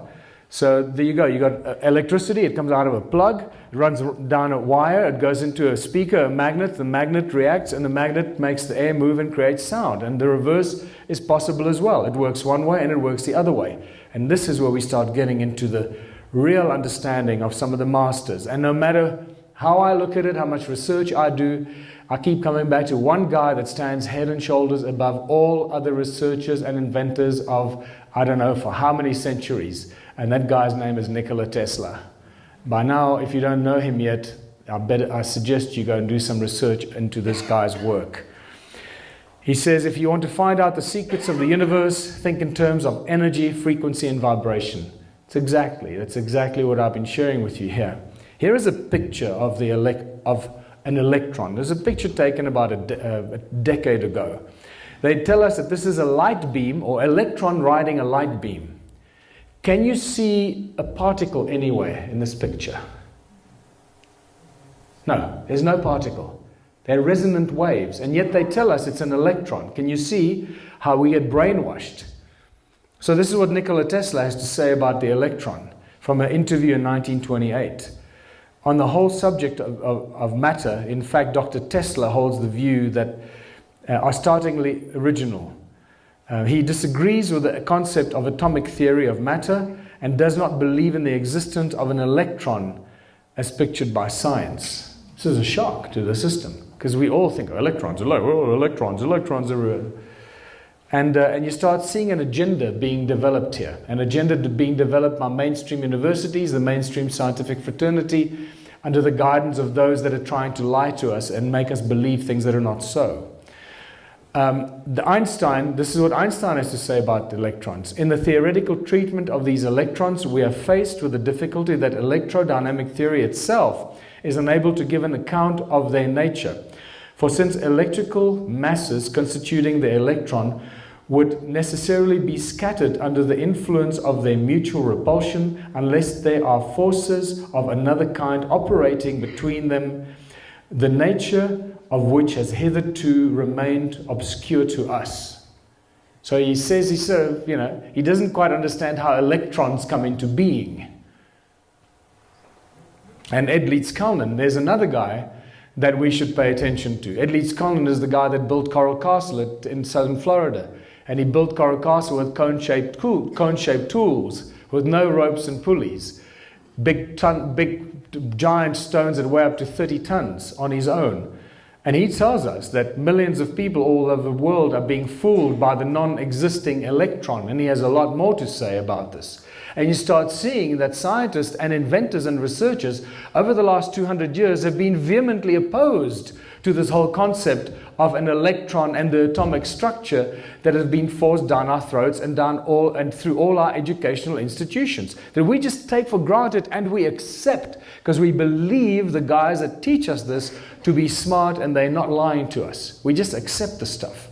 Well, Dr. Manjula Samantha Lawton, who lives in Manchester, wrote this phenomenal book, and I really suggest you get a copy of this if you can and read it. It reads like a novel. It's one of the best books you'll ever read, called Punk Science. It's a quick read.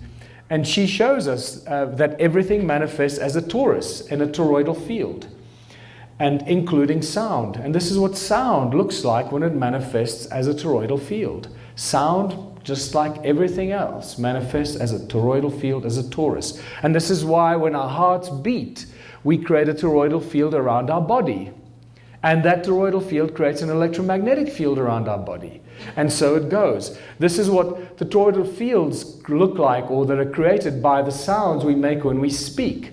And phenomenal research and work has been done to show us what the different toroidal shapes and fields look like of different letters and different sounds, especially vowels.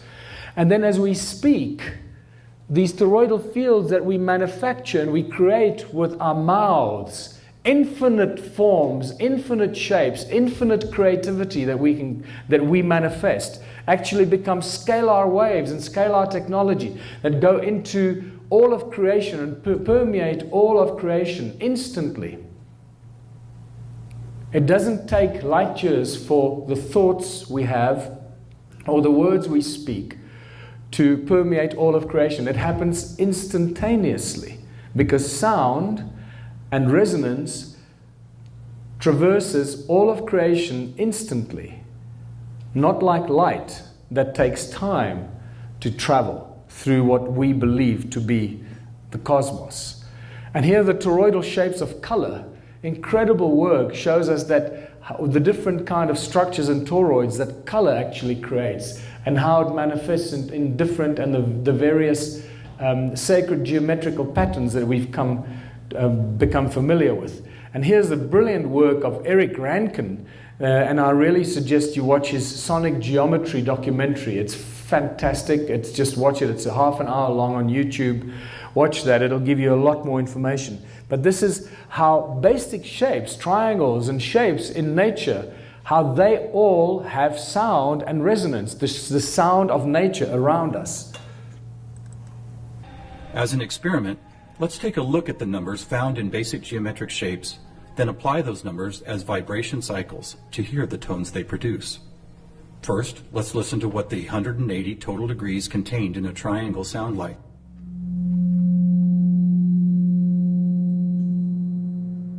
And here's a squares and circles 360 in cycles per second. A perfect octave up from the triangle. What about the pentagon at 540? That sounds like a harmonic fifth of the other two. That's interesting. What are these tones? They are F sharp and its perfect harmonic fifth of C sharp. Let's keep going. What does a hexagon 720 sound like? A another F sharp. Here's a 7-sided septagon, which totals 900. This is an A sharp, which happens to be the note required to complete an F sharp major chord in perfect 3-part harmony.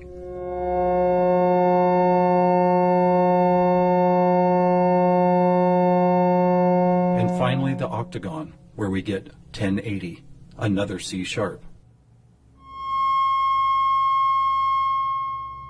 Suddenly, geometry is expressed by tones, and these tones just happen to create the most beautiful form of music, a perfect 3-part major chord in the key of F sharp.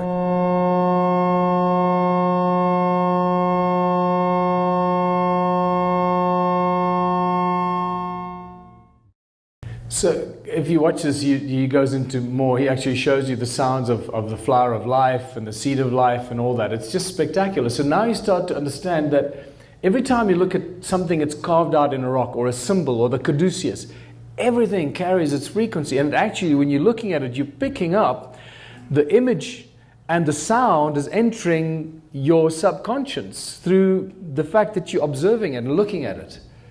So it has an effect on you. So when people say, oh, it's just a stupid symbol. No, it has a severe effect on you and your subconscious, but you're just not aware that it's affecting you because you're picking up the sound frequencies of that image. So if somebody shows you a finger, you're picking up the sign of that finger and the frequency of that image. That's an assault on you. It's not just a benign little gesture. It's a serious assault on you.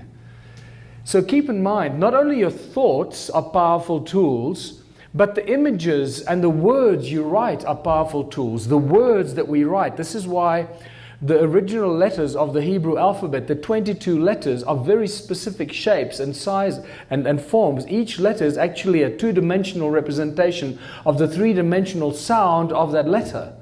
That's been reduced to 2D. Now you get a better understanding of how that is possible. So the tools that have been given to us of thought, of language, of vocabulary, of letters, of the alphabet are powerful tools. And this is why wizards and witches could cast spells with their spelling, right? Cast spells, and we do spelling at school. So we're actually learning to cast spells without realizing what we're doing. And this stuff is just so brilliant. When you start breaking this knowledge and this information down, you get into the deeper understanding of the power that we have, the incredible, powerful beings that we are, because we are one with God. We are one with the Creator. We come from the same creative source. And we are all imbued with all that knowledge and information runs in our DNA. And I believe, this is my personal belief, and there's some cuneiform text suggestions to this, that when Enki was trying to hide the so-called ME tablets from those who wanted to destroy it or possess it, he hid it in a place, and he put it in a place that it could never be found or destroyed by others. And where did he put it? He put it in the DNA of the being that he created. We have the knowledge of everything in creation encoded in our DNA. It is all there. We're just accessing it in small bite-sized chunks. If we access it all together, like some people, I guess, do, and then they go insane because they don't know how to deal with it. Start walking the streets mumbling. So we're going to now bust the dogma of science. And remember that science means knowledge. That's all it is. Anyone with a deep level of knowledge of anything is a scientist. Get rid of this perception of scientists, guys with white lab coats and all that crap, right? Anyone, if you're a master shoemaker, you're a scientist. If you're a master baker, you're a scientist. If you're a master movie maker, you're a scientist. And we've distorted the meaning of science. The torus electron model. This is what an electron actually looks like. It's just a resonance field. Much brilliant work has been done by many brilliant researchers and scientists. Electromagnetic models and formulas have been thrown together that are consistent with the toroidal shape of an electron. An electron is simply a coherent resonance in a toroidal field. That's all it is. It's not a particle. It is a resonance toroidal field. A resonating toroidal field. The same with the atomic structure. The atom is a toroidal field. It's not the atomic structure that we've been shown by science throughout our schooling careers. This is probably a lot closer to what an atom looks like. Here's a picture of a molecular torus of the carbon monoxide molecule. And you start seeing how the toroidal shapes appear everywhere. Here's a toroidal, the solar system as a torus. And many of you would have seen the fact that our galaxy has shown us to be as a toroidal field. And so it goes. So I guess this is probably one of the best descriptions of the nature of our reality and around us. The fractal, multidimensional, toroidal nature of reality. That's a mouthful. But this is a beautiful image drawn by Alex Gray, who's just a spectacular artist that has done incredible work. And this just blows. When I see this is what I imagine we look at when we look up at the stars in the cosmos. This is a lot closer to the nature of reality that surrounds us than pretty much anything we get shown by NASA. This is all to do with toroidal fields and magneticism. Now, everything is sound and magneticism, and this is really important. How are you guys holding out? Are you okay?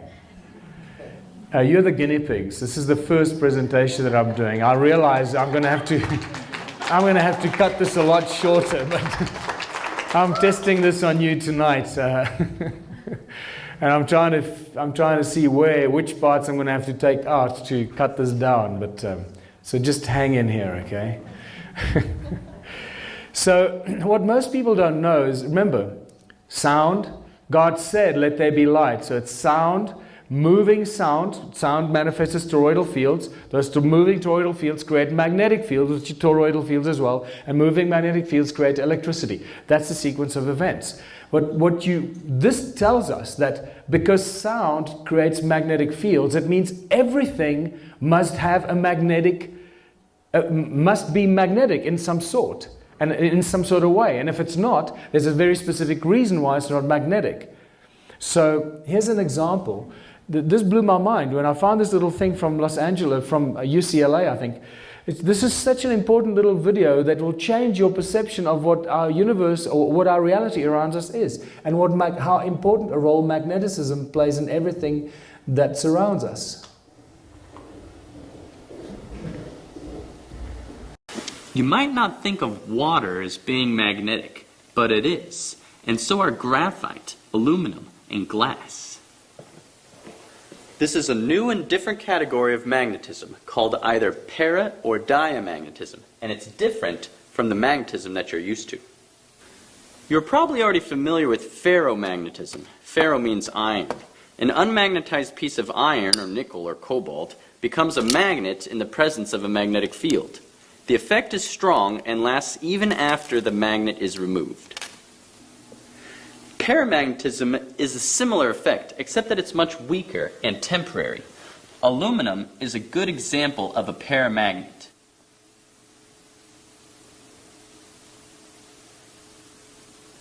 And so is oxygen, which is attracted to magnets. Here, I have a few milliliters of liquid oxygen, which sticks to the magnet. I'll explain why later. Gadolinium oxide and cupric sulfate are good examples of paramagnetic substances. Cupric sulfate is a salt that can be picked up by a magnet. Diamagnetic materials are exactly the opposite of paramagnetic. They are always repulsed. They would rather die than be in a magnetic field. An important example of a diamagnetic material is graphite. This specially made pyrolytic graphite is repelled by a magnetic field. Don't be confused. This is not static electricity or eddy currents. Graphite is repelled by a magnet, always, both by the north and south end. Pyrolytic graphite is a grown crystal of flat carbon layers which maximizes the diamagnetic effect. Of course, the best diamagnets are superconductors, which at low temperatures provide exact opposite repulsion to whatever magnetic field is present when they're chilled. They are perfect diamagnets. So it gives you an idea how the nature of reality around us is just, we just don't get taught this stuff, you know. We don't think about it in that sense. And how sound is actually the cause of all the stuff that we're witnessing here. And, sorry, let me go back here. You might have seen this thing before. So this sort of quantum locking is actually just a magnetic effect. You just saw it in the previous video. So what if we got here? So we have quantum locking. The superconductor is locked in space, and it stays wherever I put it. You see, this is quantum trapping. That's amazing. As long as it's so the cold, it's superconducting. It's frozen with liquid nitrogen. Upside down. Right. And it stays locked. So the fact that it's superconducting is locking the magnetic field in 3 dimensions, right? Yeah, exactly. And that You pivots. see, because this is symmetric, it can rotate without break the locking. The locking doesn't break. Right. Because it stays there on the X and Y, but not on, it pivots on the... Yeah, on the axis of the magnet. You see, if I can move it on the side, it will again pivot around the axis of the magnet, because it makes sure that the magnetic field inside of it stays the same. Right. It's astonishing. Can you put it on the track for us? Yeah. I just levitate it above the track quite high, and I can just rotate it. So it's actually floating above the surface. Yeah, it's not floating, it's locked above the surface. So you could tilt it at an angle and it would fly around. Like this, and it will just go around like this. You can just go and put it at different height, put them like this. And lock it at the height. Lock it, yeah, different height, different configuration. Right. And I can even lock it at opposite way. If you could just hold for a minute. High. I'm doing the same thing. I'm locking it upside down, and then it is suspended. Fantastic. So magnetic fields do what? They do exactly what sound does. They create toroidal fields. Just if you do this, you immediately see the toroidal fields being created by magnets around them, little toruses. And this is a full magnetic field, toroidal field spectrum. It's both positive and negative on both sides. There is no positive and negative in magnetic fields. This is where we've been incorrectly taught. It's actually just one field that work in opposite directions. It's centripetal forces that work against each other and oppose each other. And the complete toroidal field, like the toroidal magnetic field like this, has a both positive and a negative on both sides. So it both pushes and pulls from both sides. That's a complete magnetic toroid. It's not north on the one and south on the other. That's an incomplete magnetic field. This is very important information, people, and this connects us to some of the biggest lies we've been told about our reality and the world that we live in. Because we've been told that the sound of the earth creates a magnetic field. Sorry, it's the sound of the earth that creates a magnetic field, and not the molten iron core. There is no molten iron core in the center of the world. That's another theory that's been proposed, and most people believe it these days. It's a nonsensical idea. It's a sound of the earth that creates the magnetic fields around us. By now you should know that sound is the cause of everything, and especially magnetic fields. The problem with our world is that the Earth magnetic model is a half a magnetic model. It's north at the top and south at the bottom. That's not a complete magnetic field. And as far as I'm concerned, it's impossible for an Earth-like object to be in a complete magnetic field like the toroidal shape of our solar system and be an incomplete magnetic field itself. Can you see why I would say that? It doesn't make any sense. That our Earth is a half a magnetic field, an incomplete magnetic field, floating around in a complete magnetic field called our solar system. It would correct itself and over billions of years become a balanced toroidal magnetic field. How that would affect the shape of the Earth, I don't know. I'm going to let you figure that out. But this is what a complete and balanced toroidal magnetic field looks like. And what it does, it has an accretion disk in the middle. There you can see that yellow accretion disk. That's the center of the magnetic field. Whichever way you turn it, it's the same. As above, so below. We start to understand some of these basic fundamentals of creation, all coming from the breath of God, the breath of the Creator, the words that we utter. Everything that we say and create has the same effect, creating these complete, perfect magnetic fields. The torus equator plane emits energy and matter at its disk, as a disk at the equator. We accept this in the solar system. All the matter in the solar system is emitted at the equator. All the planets go out in this one disk from the sun that rotate around the sun. And the same in the galaxies. The many, many galaxies that we've been shown photographs, they're all toroidal shaped galaxies, with the matter all spewing out at the galactic equator. We're even told that we are crossing the galactic equator because our solar system does this. And we cross the galactic equator. I no longer believe that, but in any case, so the half-truths and half-lies being woven together here. And we need to now figure out which is true and which is which is a lie that we've been spun.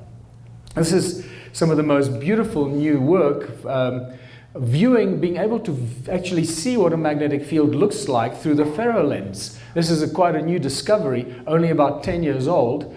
Now we can actually see what magnetic fields look like. This is when you look at a torus. This is what a torus magnetic field looks like. You can see the magnetic fields. Some people would call this the ley lines on the surface of the Earth. You can actually see the magnetic fields. So I'm suggesting that people that are reading ley lines are actually picking up the magnetic fields that crisscross the toroidal field of our planet. And the ancients knew this. They put all the ancient sites on all these magnetic lines because their ancient structures were actually driven by these magnetic lines and these toroidal field, these magnetic lines. You know what I mean? When you look at the cone-shaped magnetic field under a ferrocell, look at this. When you take a ferrocell and you put it over a speaker, like a speaker magnet, look what it does. These beautiful cone shapes that face the middle, just like what? Just like this guy's wristwatch. Can you start seeing why I'm suggesting that these guys were using technology? It was in their wristwatches, they had the cones, all to do with magneticism and sound. We just never saw it like that until we got the ferrocell given to us. And when you bring a magnet towards a ferrofluid, what does the ferrofluid do? It forms beautiful cones and just stick right out the ferrofluid. This stuff just gets better and better. And now you start seeing how sound and magneticism plays a role in nature, in structuring the flowers and the shapes of trees, and everything around us is driven by sound and the magnetic fields that actually create the shapes around us. Are you guys getting excited yet? About how this stuff works and what we've been missing. So this brings me to the ancient tools and artifacts and the torus stones and the cone-shaped tools. Now suddenly you have a very different take on when I get excited about the cone-shaped tools, and why Edley Skalnin, when I was told that he was seen levitating the giant rocks with these cone-shaped tools as ice cream cones, I got extremely excited because I understood what it means. And I've been picking up these cone-shaped tools everywhere. And suddenly you realize that they play a very important role in all of human history. This is from an iron mine in England. These are cones in Egypt. They were completely ignored until I found them. Cones in Australia. Mayan deity holding two cones, just like Edley Skalnin was apparently seen. These cone-shaped hats that are found in some tribes that were used for special ceremonies. Why do wizards have hats as cones, and why are wizards' wands cone-shaped? And this gets really exciting. Dragonflies. We think of birds flying and bees. You may be aware of the fact that it's actually a scientific impossibility for bees or bumblebees to fly because their wings they can't carry that body weight. So this has been a mystery. So I'm going to bust that mystery for you, because dragonflies, just like bees and bumblebees and other insects or bugs like that, have actually hollow tubes in their wings. Those are not veins filled with blood. Those are hollow tubes that do what? They resonate. When the dragonflies buzz their wings, they don't flap them, they just bzzz, they vibrate. It sends vibrations through their wings and through those hollow tubes, and at the bottom of those hollow tubes they got thousands of tiny cones that stick out, that send out these sound waves or Caesar beams, we're going to get to that create magnetic fields around them, and this is why they can buzz around. Viktor Grebennikov became famous I think it was in the 50s, when he studied the bugs, the wings of bugs and bees, and he was fascinated by it, and then he built what became a very famous levitation platform, and he was seen and flying this thing faster than the speed of sound on one of those, right? And people think this is crazy. And what was it made of? It was made of bugs' wings. So when you tell people, oh, he built this out of bugs' wings, people go, what kind of nonsense is that? You're a bunch of idiots, you believe that. Well, show you, he understood how these bugs' wings worked and how they actually functioned. And that's why he could build such a device, because he thought out of the box. And this is to show you some experiments how these bugs' wings actually have levitation capacity. This is mind-blowing. Today we're going to try to get one of these shells to hover over the other one. The original of this video is what inspired me to do this series.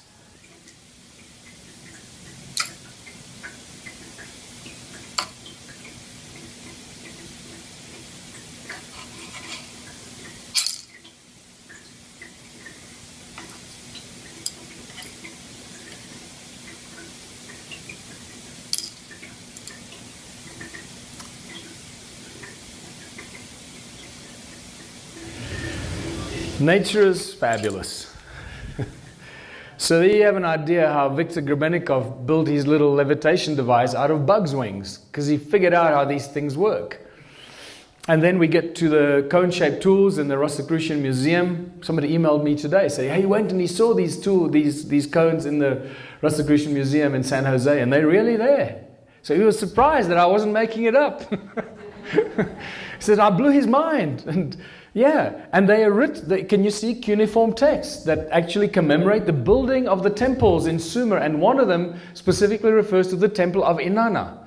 So somehow they were used, just like Edlitz-Kalnin was levitating the giant rocks of Coral Castle, they were using these to levitate those giant stones of the temples of Sumer into place.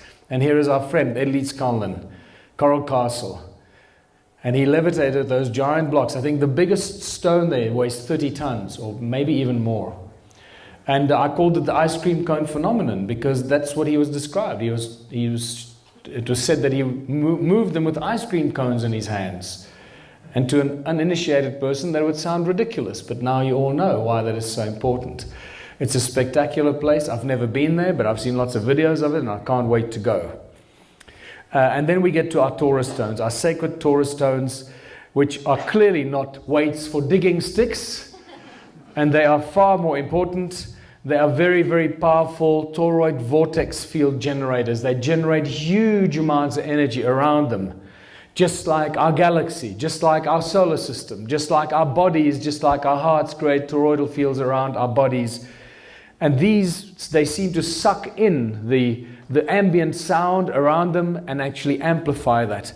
They create scalar vortex technology. That's really what they are. So please understand this, that at the center of that torus is what some call the 0 point, or the vacuum, as Nassim Haramein calls it. That's where we enter into the infinite density of creation.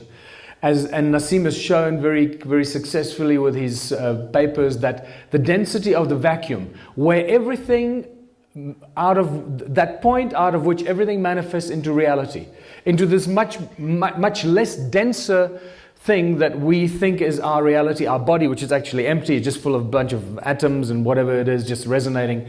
That the point out of which everything manifests has infinite density. That's a 0 point. So now you can understand why sound travels infinitely. Because in an infinite density, sound and resonance travels infinitely fast. But light travels infinitely slowly. So that's a very quick way to figure out why sound and resonance travels instantly, because it goes into the 0 point of every atom in our body. As we think, as we speak, it enters all that inside us, and it enters the 0 point and the fabric of all creation and traverses everything instantly. So when these toroidal shapes work, they suck in the ambient sound and they create, and as it hits those 2 points hit each other, they create this next scalar wave around it, and it comes around and it enters it again, but it happens simultaneously. So it's this actual field that sits there all the time, just resonating. So it looks something like that. And this is one of the stones that we put in a bucket of water, and the next morning it had these thousands of bubbles that were swirling around, moving into the center of the stone. And then you may have heard the story of Nassim Haramein when I took him the stone, and this stone over there, when I flew via Doha to Chicago, by the time I got off at Doha and got into the plane to go to Chicago, plane was delayed, and eventually I was called off the plane because they said there was a security threat in my bag, and there were five guys with guns around my bag, and they made me open my bag. We were already 20 minutes delayed, and by the time I opened my bag, I took the Torah stone out, and I said, "Oh God, what am I going to tell them?" And I said, "Oh, it's African arts and crafts, you know. It's a present from my friend." And by the time I got back on the plane, when we sat down, my partner told me that when the captain came out of the cockpit, he said that whatever is in that bag crashed the TSA security system. That's why they delayed the plane for 20 minutes. They wouldn't let us take off until they found the owner of that bag and what was in that bag. What I didn't figure out until like 2 years afterwards is like they didn't even question what was... I pulled out the stone and, you know, sweating profusely because they're five guys with guns, and the stone was wrapped in like bubble wrap and backing tape, so it was not easy to open it up. And I felt like a drug dealer because it looked like movies with the drugs backed in. And eventually the stone popped out, and it's like, okay, cool, put it back. They never asked me to check the rest of my bag. They knew what they were looking for.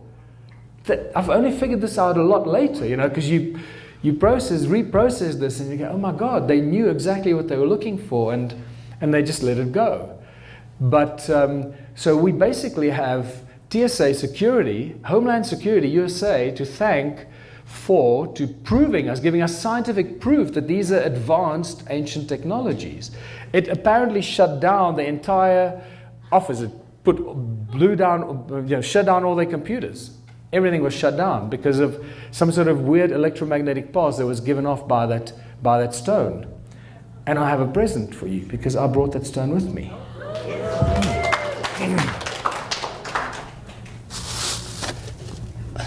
This is it. Thanks to Mark over there that drove all the way to Vegas to fetch the stone. The stone has been sitting with Nassim for a long time. I thought they would do some research with it, but they didn't. I'm now going to take it back to South Africa, and we're going to start a series of research programs with the stone, because we know that this is the one that actually worked. This is the stone. What I can tell you is that two scientists, one in Slovenia, one in Croatia, and one in Germany, two scientists that are experts in a new study of sound called hypersound, which very few people are even aware of. Sound that becomes a very, very powerful tool at high frequencies and high levels of speeds. Hypersound is a tool that can be used for pretty much everything in our society. And that brings us to the next slide, and that's Caesar technology. And I believe that these Torah stones had everything to do with creating ancient advanced Caesar technology, or the energy fields that were then focused to create Caesar technology through the cone-shaped tools, creating a Caesar beam. So this creates the energy that goes into that cone-shaped tool that then creates the Caesar beam and pushes it out of the tip of that tool. I've had lengthy discussions, hours and hours of discussions with some of the smartest physicists and scientists in Germany and in Croatia when I was on tour there, how this technology works. And let me tell you, they are so excited about this. They just want to lay their hands on these cone-shaped tools and these stones. So we're going to have to do some serious research. But guess what? You need money for that. So what I'm going to do starting next year is start a whole internship program to do more research on the ancient ruins and the tools and artifacts and so forth. And I'm going to do like 3 months a year of intensive internships where we're going to do loads of exciting research, from genetics to botany to soil science to electronics to etc., etc. Archaeology, archaeoastronomy, geology, etc., all the different principles together to show all the people from the different areas how everything is connected and how their respective faculties have boxed them into boxes, not allowing them to think out of the box and realize how their area of research and knowledge is connected to everything else. We're going to cross those boundaries, but this is getting quite heavy.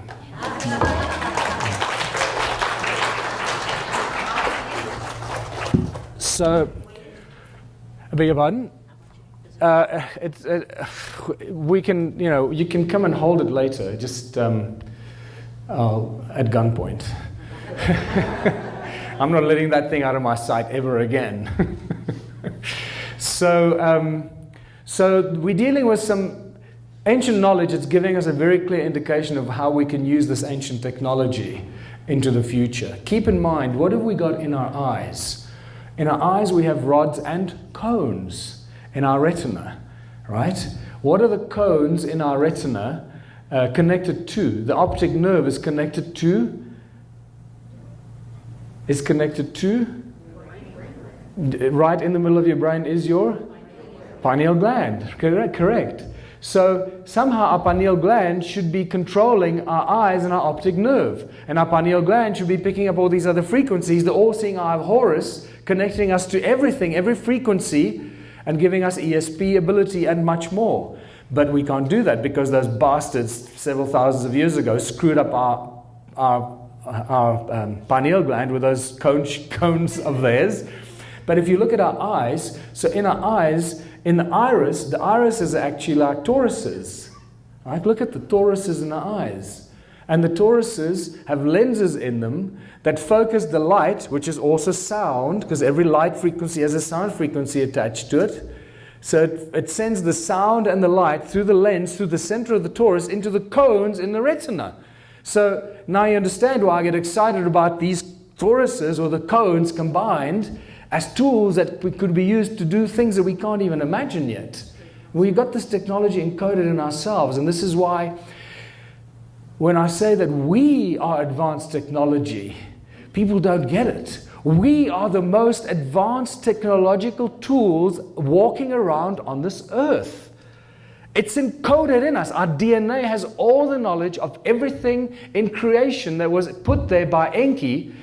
And those bastard Anunnakis that turned us into their slaves, but it seemed to be back here kicking butt with all those other entities that are causing trouble for us. But that might be too much information for some people. But what this all leads up to is that we should be able to do anything. We should be able to think anything and manifest it instantly. We should be able to use our eyes like Superman and do stuff like this. We are absolute ultimate creators. We are co-creators of our own reality. And I'm getting totally distracted here, but I get excited about this. And this brings us to the question, what are the stone ruins all about? Are you guys tired? Do you want to... this is... I'm not sure which of this I'm going to have to cut out, but I'm getting tired myself. But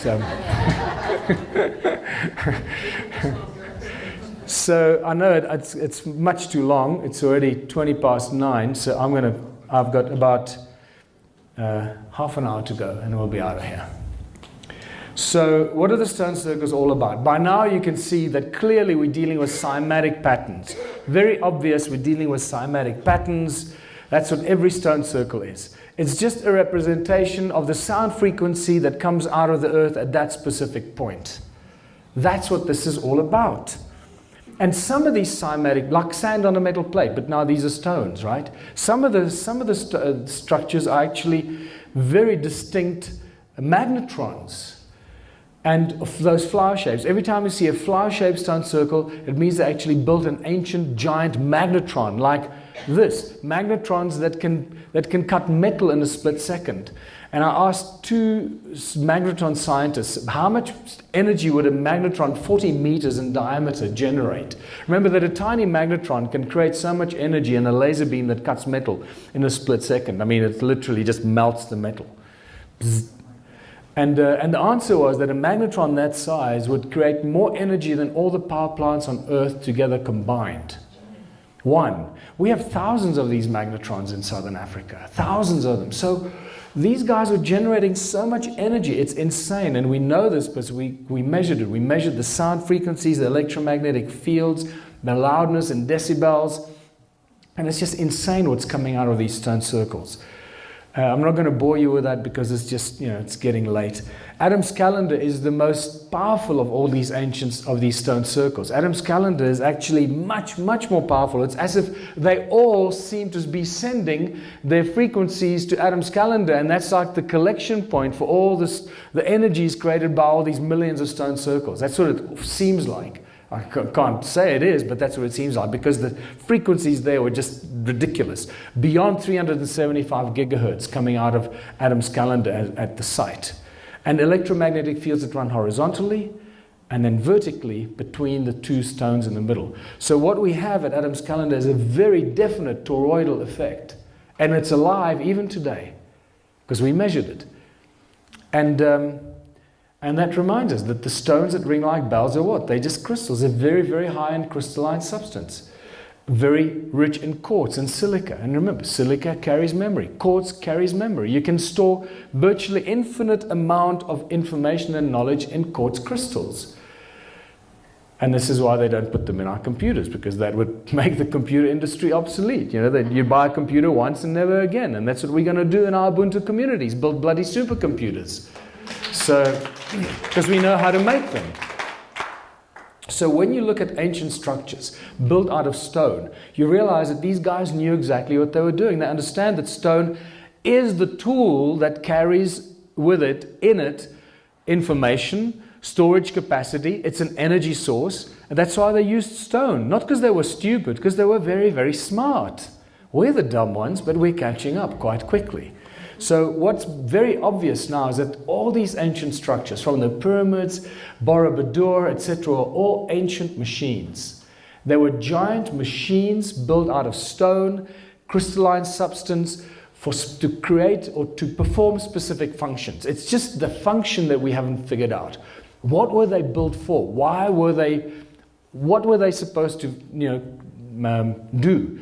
And this is why they are aligned with the movement of the sun. Because we're always amazed, look, this is aligned with equinoxes and solstices and all this. And we think, because they worship the sun. Oh, no, stupid. This is our stupid way of imagining that the ancients were stupid.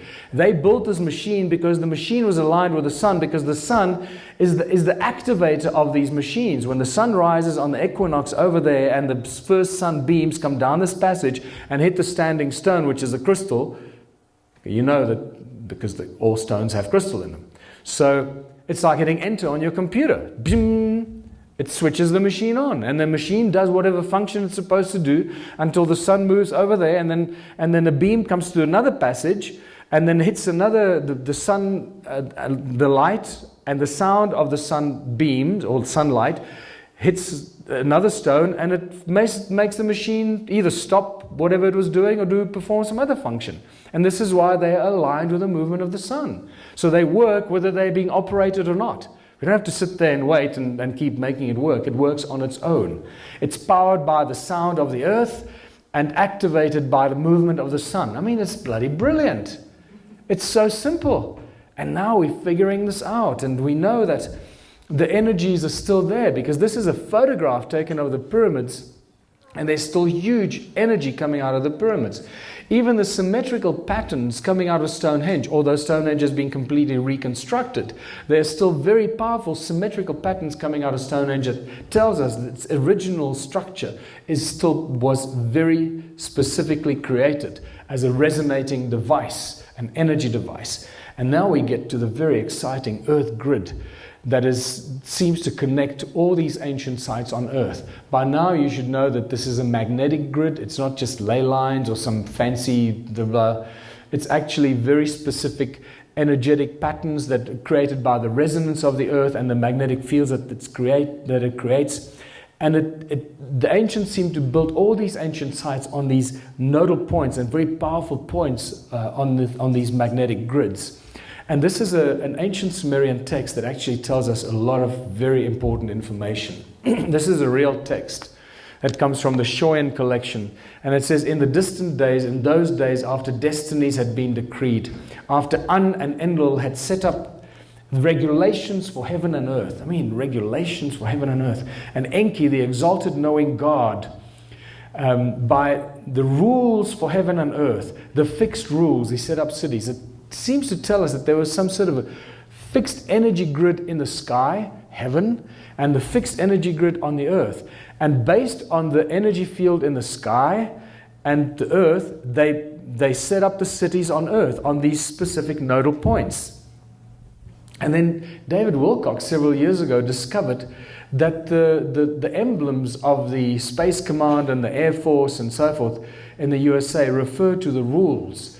And they have these bands around the earth, these white bands with these little delta shapes on them. And they refer to those bands around the world as the rules. And they say there's some sort of energetic field around the world. They don't know where it comes from, but it's always been there. Some sort of energetic field up in the sky that this same Sumerian text seems to refer to. They built the cities according to this energetic grid.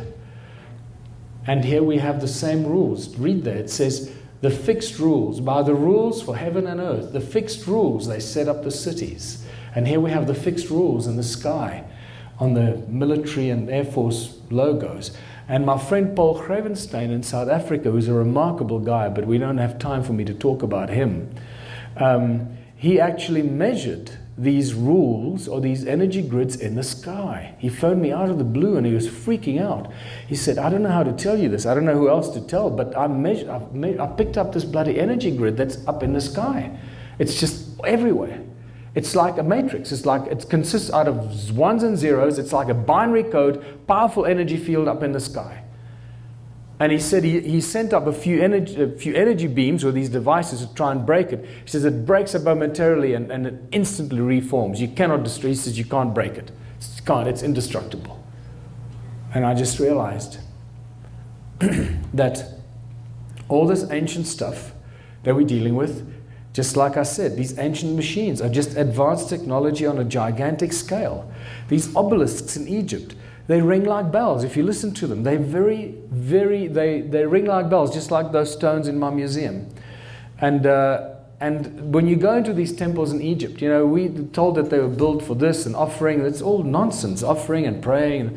It's just too many pillars, not enough space. When you look at them from this angle, you realize that this is just something very different.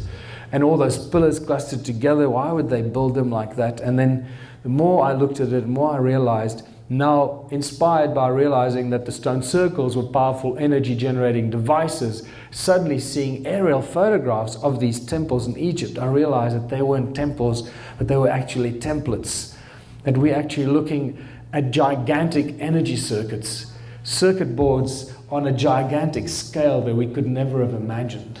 It's just beyond our imagination. The scale that these guys were building things on is something way out of our perception because we just don't have enough money to do that.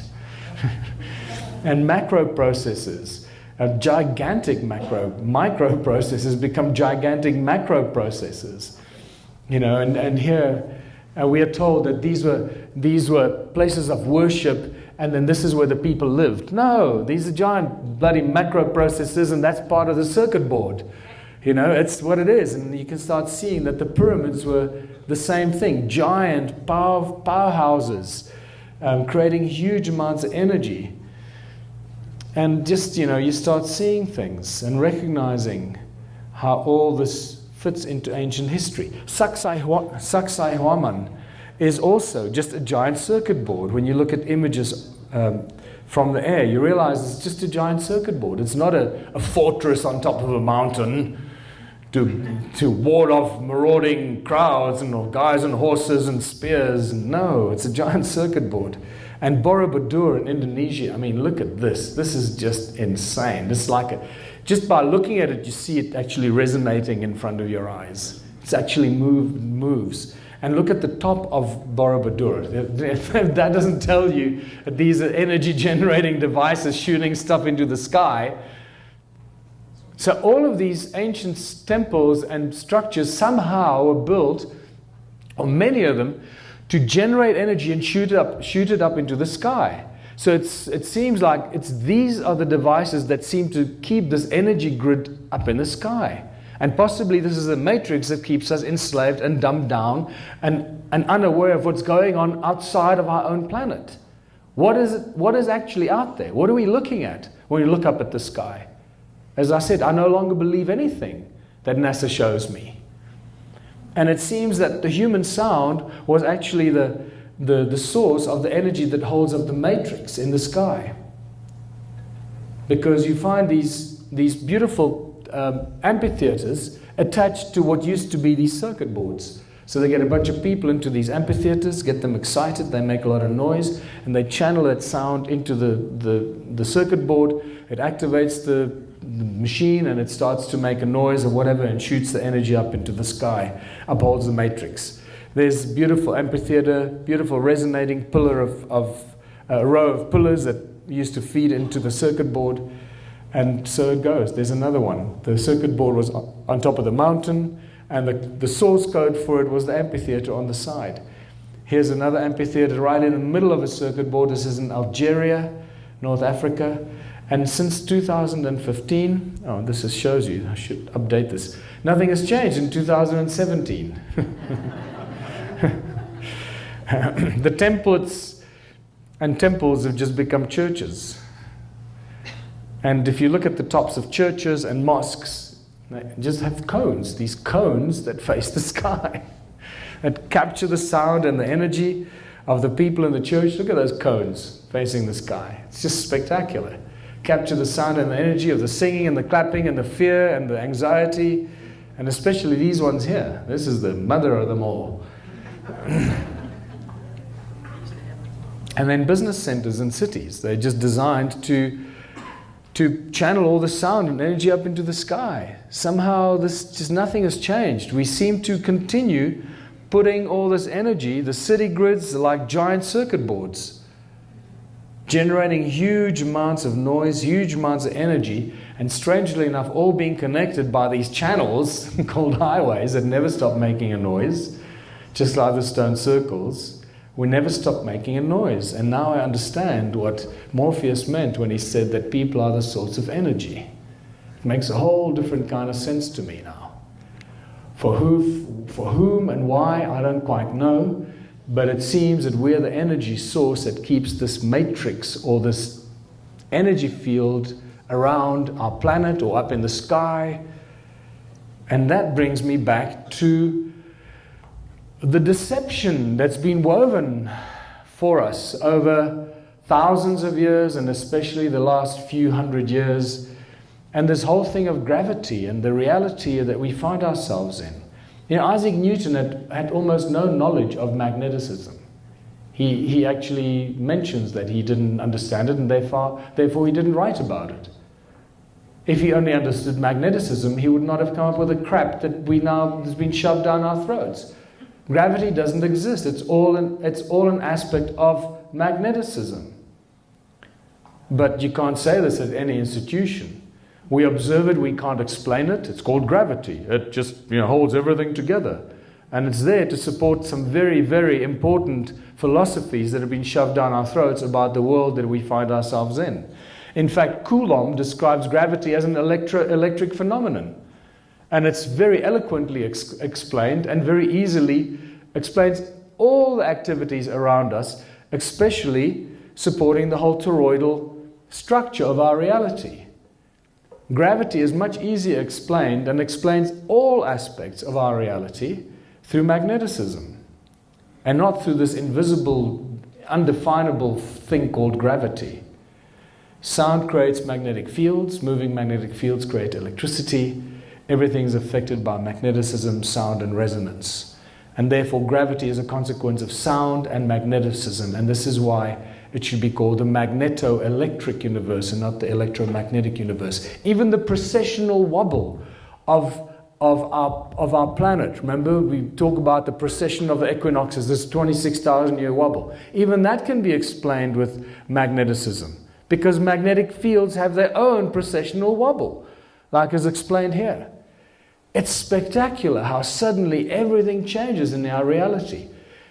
And we can start looking at the world we find ourselves in very, very differently. In 1887, there was a very important experiment that was performed, and I'm almost finished here, people. So you can just relax. This is the home run. This just blows my mind. Okay, and in 1887, these two brilliant scientists, and they were pretty much pushed out of our knowledge pool, out of our psyche. Michelson Morley performed what became a very important experiment, because until then, all scientists throughout the ages were obsessed with the ether. It was called the ether. The ether, the breath of creation, what holds everything together, what holds creation together, what holds the planets in place, and so forth. And it was called the ether. And they were obsessed with the ether, and they couldn't quite understand what the ether was. They had all kinds of definitions for it. If only they understood that it was vibration and resonance. That's really what they were describing, was the ether, is vibration and resonance, the breath of the Creator that holds everything in perfect harmony and coherent, resonant harmony. So Michelson-Morley experiment was performed to prove the existence of the ether. And they wanted to prove that the earth moves through the ether. Well, they did two very important things. First of all, they couldn't find the ether. They couldn't prove that the ether existed. And they did this with sending out light beams in perpendicular directions, and they were measuring the movement of the light bouncing back, and they found there was no movement. I'm giving it to you very, very basic English, so it's easy to understand. You can go and research this yourself. And what came back is that there was no movement, there was no deflection, nothing. So the conclusion was that the earth is not moving through space. Therefore, the ether does not exist. So I'm not worried about the ether too much, because by now we understand that it's resonance and sound. But the most important thing that they showed is that the earth does not move through space. And as we sit here in this room right now today, there is no scientific evidence whatsoever that has been proven beyond any shadow of doubt, other than the evidence that we've been shown by NASA or the other space agencies. By now we know who they are and who controls them. There is no scientific evidence that the earth actually moves through space. I told you I'm going to push you beyond some of our capacity, break down the walls of our own resistance. This has really shocked me. And I no longer believe anything. Even Michio Kaku says, Michio Kaku, says that there is no scientific evidence presented today that tells us unequivocally that the earth moves through space. What the hell is this all about? What it does tell us that ether has been replaced by the particle physics universe. And we can start seeing the agenda that was put in place a few hundred years ago, starting with the concept of gravity that replaces magneticism. Then we start seeing the discovery of the electron in 1897, where J.J. Thomson discovers the theoretical particle, the electron. Never proven to exist, but the theoretical particle suddenly becomes a reality. And a few years later, let me remind you, do you see anything physical in the picture of the electron? No. And this is why people like Nikola Tesla and Ed Leeds-Kalnin's comments, and even Albert Einstein and many others about the electron and that whole agenda of replacing the ether of creation with particle physics. Particle physics very quickly replaces the ether, because that's something they didn't want to get us sucked into.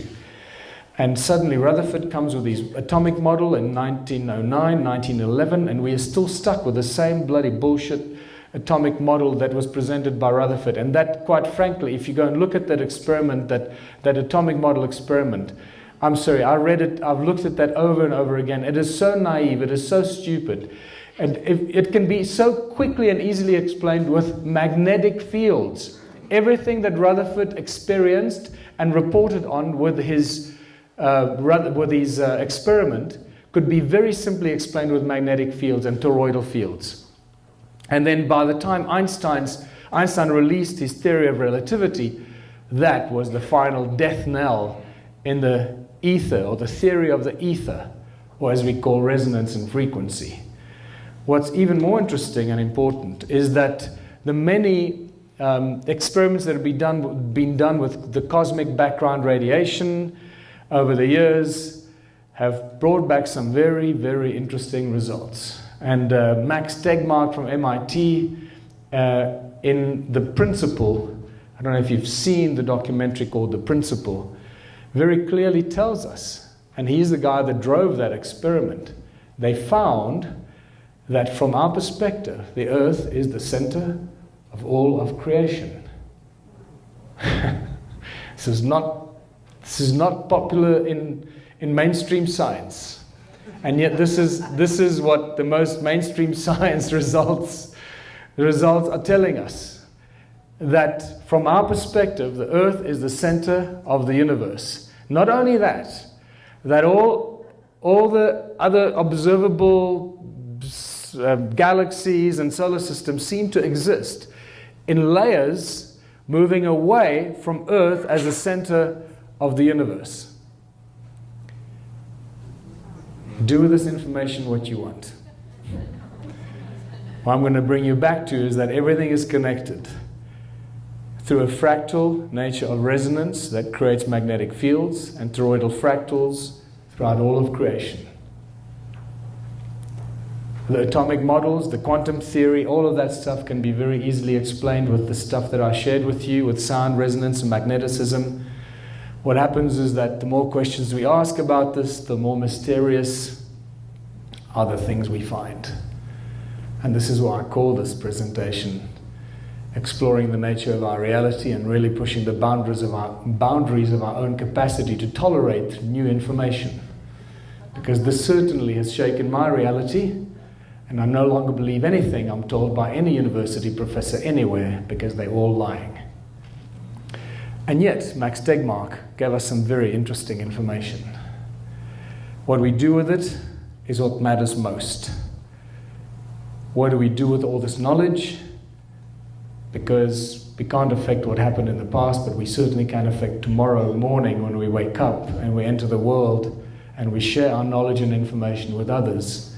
And this is why I believe that we're the ones we've been waiting for, and we're co-creating a new reality. Now that you know how powerful your thoughts are, how powerful every word you write, how powerful every message you leave for somebody on your cell phone, how every email you send, how powerful all your communication and all your thoughts are, you realize how quickly we can co-create a new reality for ourselves. Because all of this positive stuff, the positive thinking, the positive talking, the positive co-creation of a new reality for humanity that is filled with prosperity and abundance is right here. We are creating it as we speak it and as we think it. No one can stop that. It's up to us. And the more people say it, think it, speak it, imagine it, the quicker we are going to create it. And we are more enslaved now than we've ever been before, but with this enslavement comes the absolute understanding of how important it is to liberate ourselves from this enslavement. And it will require a whole new kind of thinking, because we cannot solve the problems that were created for us with the same kind of thinking that created the problems. So our system is broken, it cannot be fixed. We need a whole new kind of system to get out of this mess. We've been born into the slavery, we now understand it, we've grappled with it, it's okay. The fact that we get it, we understand it, we can now do something about it. And remember that it is the money system that has controlled us, that has enslaved us. Money is the tool by which we are enslaved. Until we come to terms with what money is, where it comes from, how it was created, we will remain subject of those who control and create the supply of money. And if you don't know this yet, the Sumerian king's tablets tell us very clearly that money was created as a tool of enslavement at a very specific point in time in history. It's when these first priest kings were descended from heaven to earth, and these first priest kings created the form of writing. They wrote their clay tablets, and they issued their clay tablets from their temples as the first bankers, as the first forms of money. These are the first forms of money we find on earth. Whether it's 6,000 or 8,000 years ago, who knows? But what it tells us is that the first kings owned all the land, they were the first bankers, and their temples were their first banks. And the way they created money is exactly the same way that our bankers create money today. It was maliciously introduced as a tool of enslavement. Money is not a consequence of thousands of years of bartering and trading that eventually became this noble tool to help humanity today. Money is not there to help us. It's there to keep us enslaved and turn us into debt slaves forever. Now that we know this, and I hope you know this by now, we know what to do. And this is where the Ubuntu movement comes in.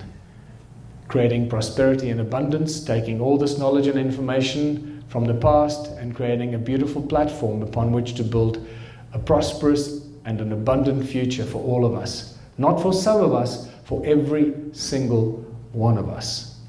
And if you don't know, thank you. Yeah, it's for you.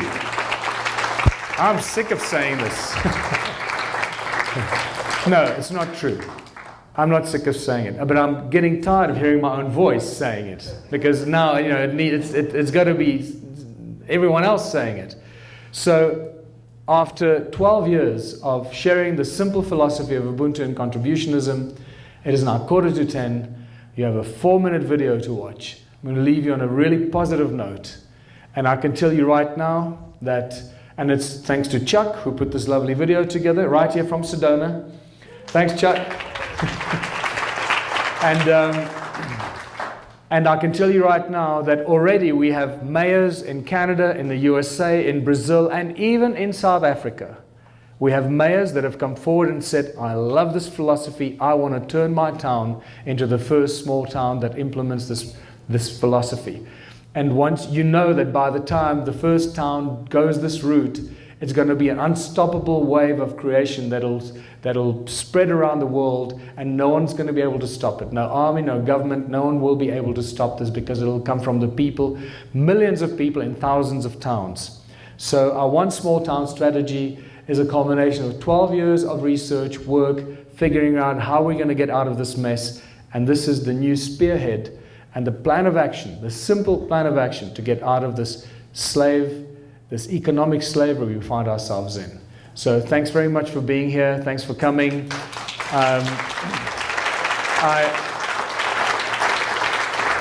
I hope that this has taken you to new areas of thought, of thinking about who you are and what your role is in this world and this nature of reality around us, which is not what we thought it was. And we now know what we're going to do tomorrow and live a beautiful life.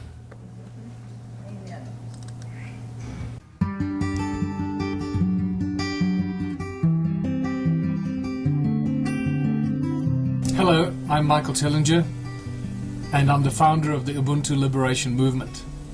Welcome to the launch of our new strategy and plan of action, which we call One Small Town Can Change the World. So, what is our plan? First, we find a small town of around 5,000 people who want to participate in their own makeover, their own salvation, their own rescue mission. Then we find consensus between the people, the mayor, the council. We identify the special skills and talents of the people. We identify the industrial and environmental potential of the town. Then we develop a razor-sharp business plan for a variety of community projects to match these skills and individual potential. These projects are actually meticulously well-planned businesses, but there is one huge difference between these and other businesses. These belong to all the people of the town, together with the investors that made it possible. Everyone in our town who participates in the transformation will contribute 3 hours per week towards one of these new projects. This creates a powerful free labor force that no other corporation can compete with. Then comes a really critical part of our plan. We analyze how much our town needs to consume of everything we produce. And then we produce at least 3 times as much as we need.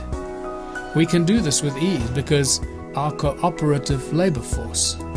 Everything we produce is distributed freely to everyone who participates, and the other 2/3 are sold on the open market to our neighboring towns and cities, or even exported if need be. But herein lies the twist. We sell whatever we produce cheaper than any other supplier. How is this possible? Because of our free labor force and the ingredients that we supply ourselves. And so, in a strange twist of fate, money will become the tool that destroys capitalism. It becomes clear that contributionism devours capitalism wherever it may be. This will lead to a substantial income stream from all our projects very quickly. From food to technology, healthcare to music, tourism to engineering, and so much more that would not be possible in a capitalist model. Why?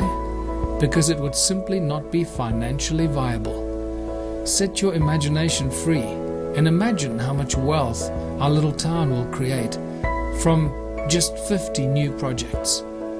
But what do we do with all this money? We keep it simple, as we always should. 1/3 goes to the investors or the farmers or the factory owners that turn their businesses into a community project. 1/3 goes to upgrading and maintaining and constantly creating new projects based on the needs and skills of the people. And the last 1/3 is distributed equally to everyone who participates in the projects. This provides for an elegant and simple transition phase. No one has to leave their job because everyone has 3 hours a week. And very soon, the people of our town will be receiving more money from community projects than their jobs, while getting most of the things we need to live for free. As this abundance begins to grow and our town becomes wealthy beyond comprehension, new projects will start up every week, giving expression to the creative talents of our people. One by one, the people who work for the mines and other dangerous industries will leave their jobs because they earn more money and benefits from contributing only 3 hours per week. And without any resistance, opposition or conflict, the nasty corporations will close because nobody will work there anymore. And the existing system will simply shut down and fade from our memory as we create a new system and a new social structure. At this point we realize that we don't need money at all, and yet we have more money now than we've ever had before. Everyone will know that money does nothing and people do everything. And so, in a strange twist of fate, we use the tools that enslave us to free us from that slavery and build an unshakable foundation in which the tools of enslavement have no more effect. There has never been a simpler way to unite the people and create abundance and prosperity for everyone. And there has never been a more lucrative investment opportunity to conscious millionaires to participate in creating a true utopian future for everyone. So, which will be the first small town to start the domino effect? Just one small town that'll change the world. Why not yours? Okay. Thanks very much. That was it.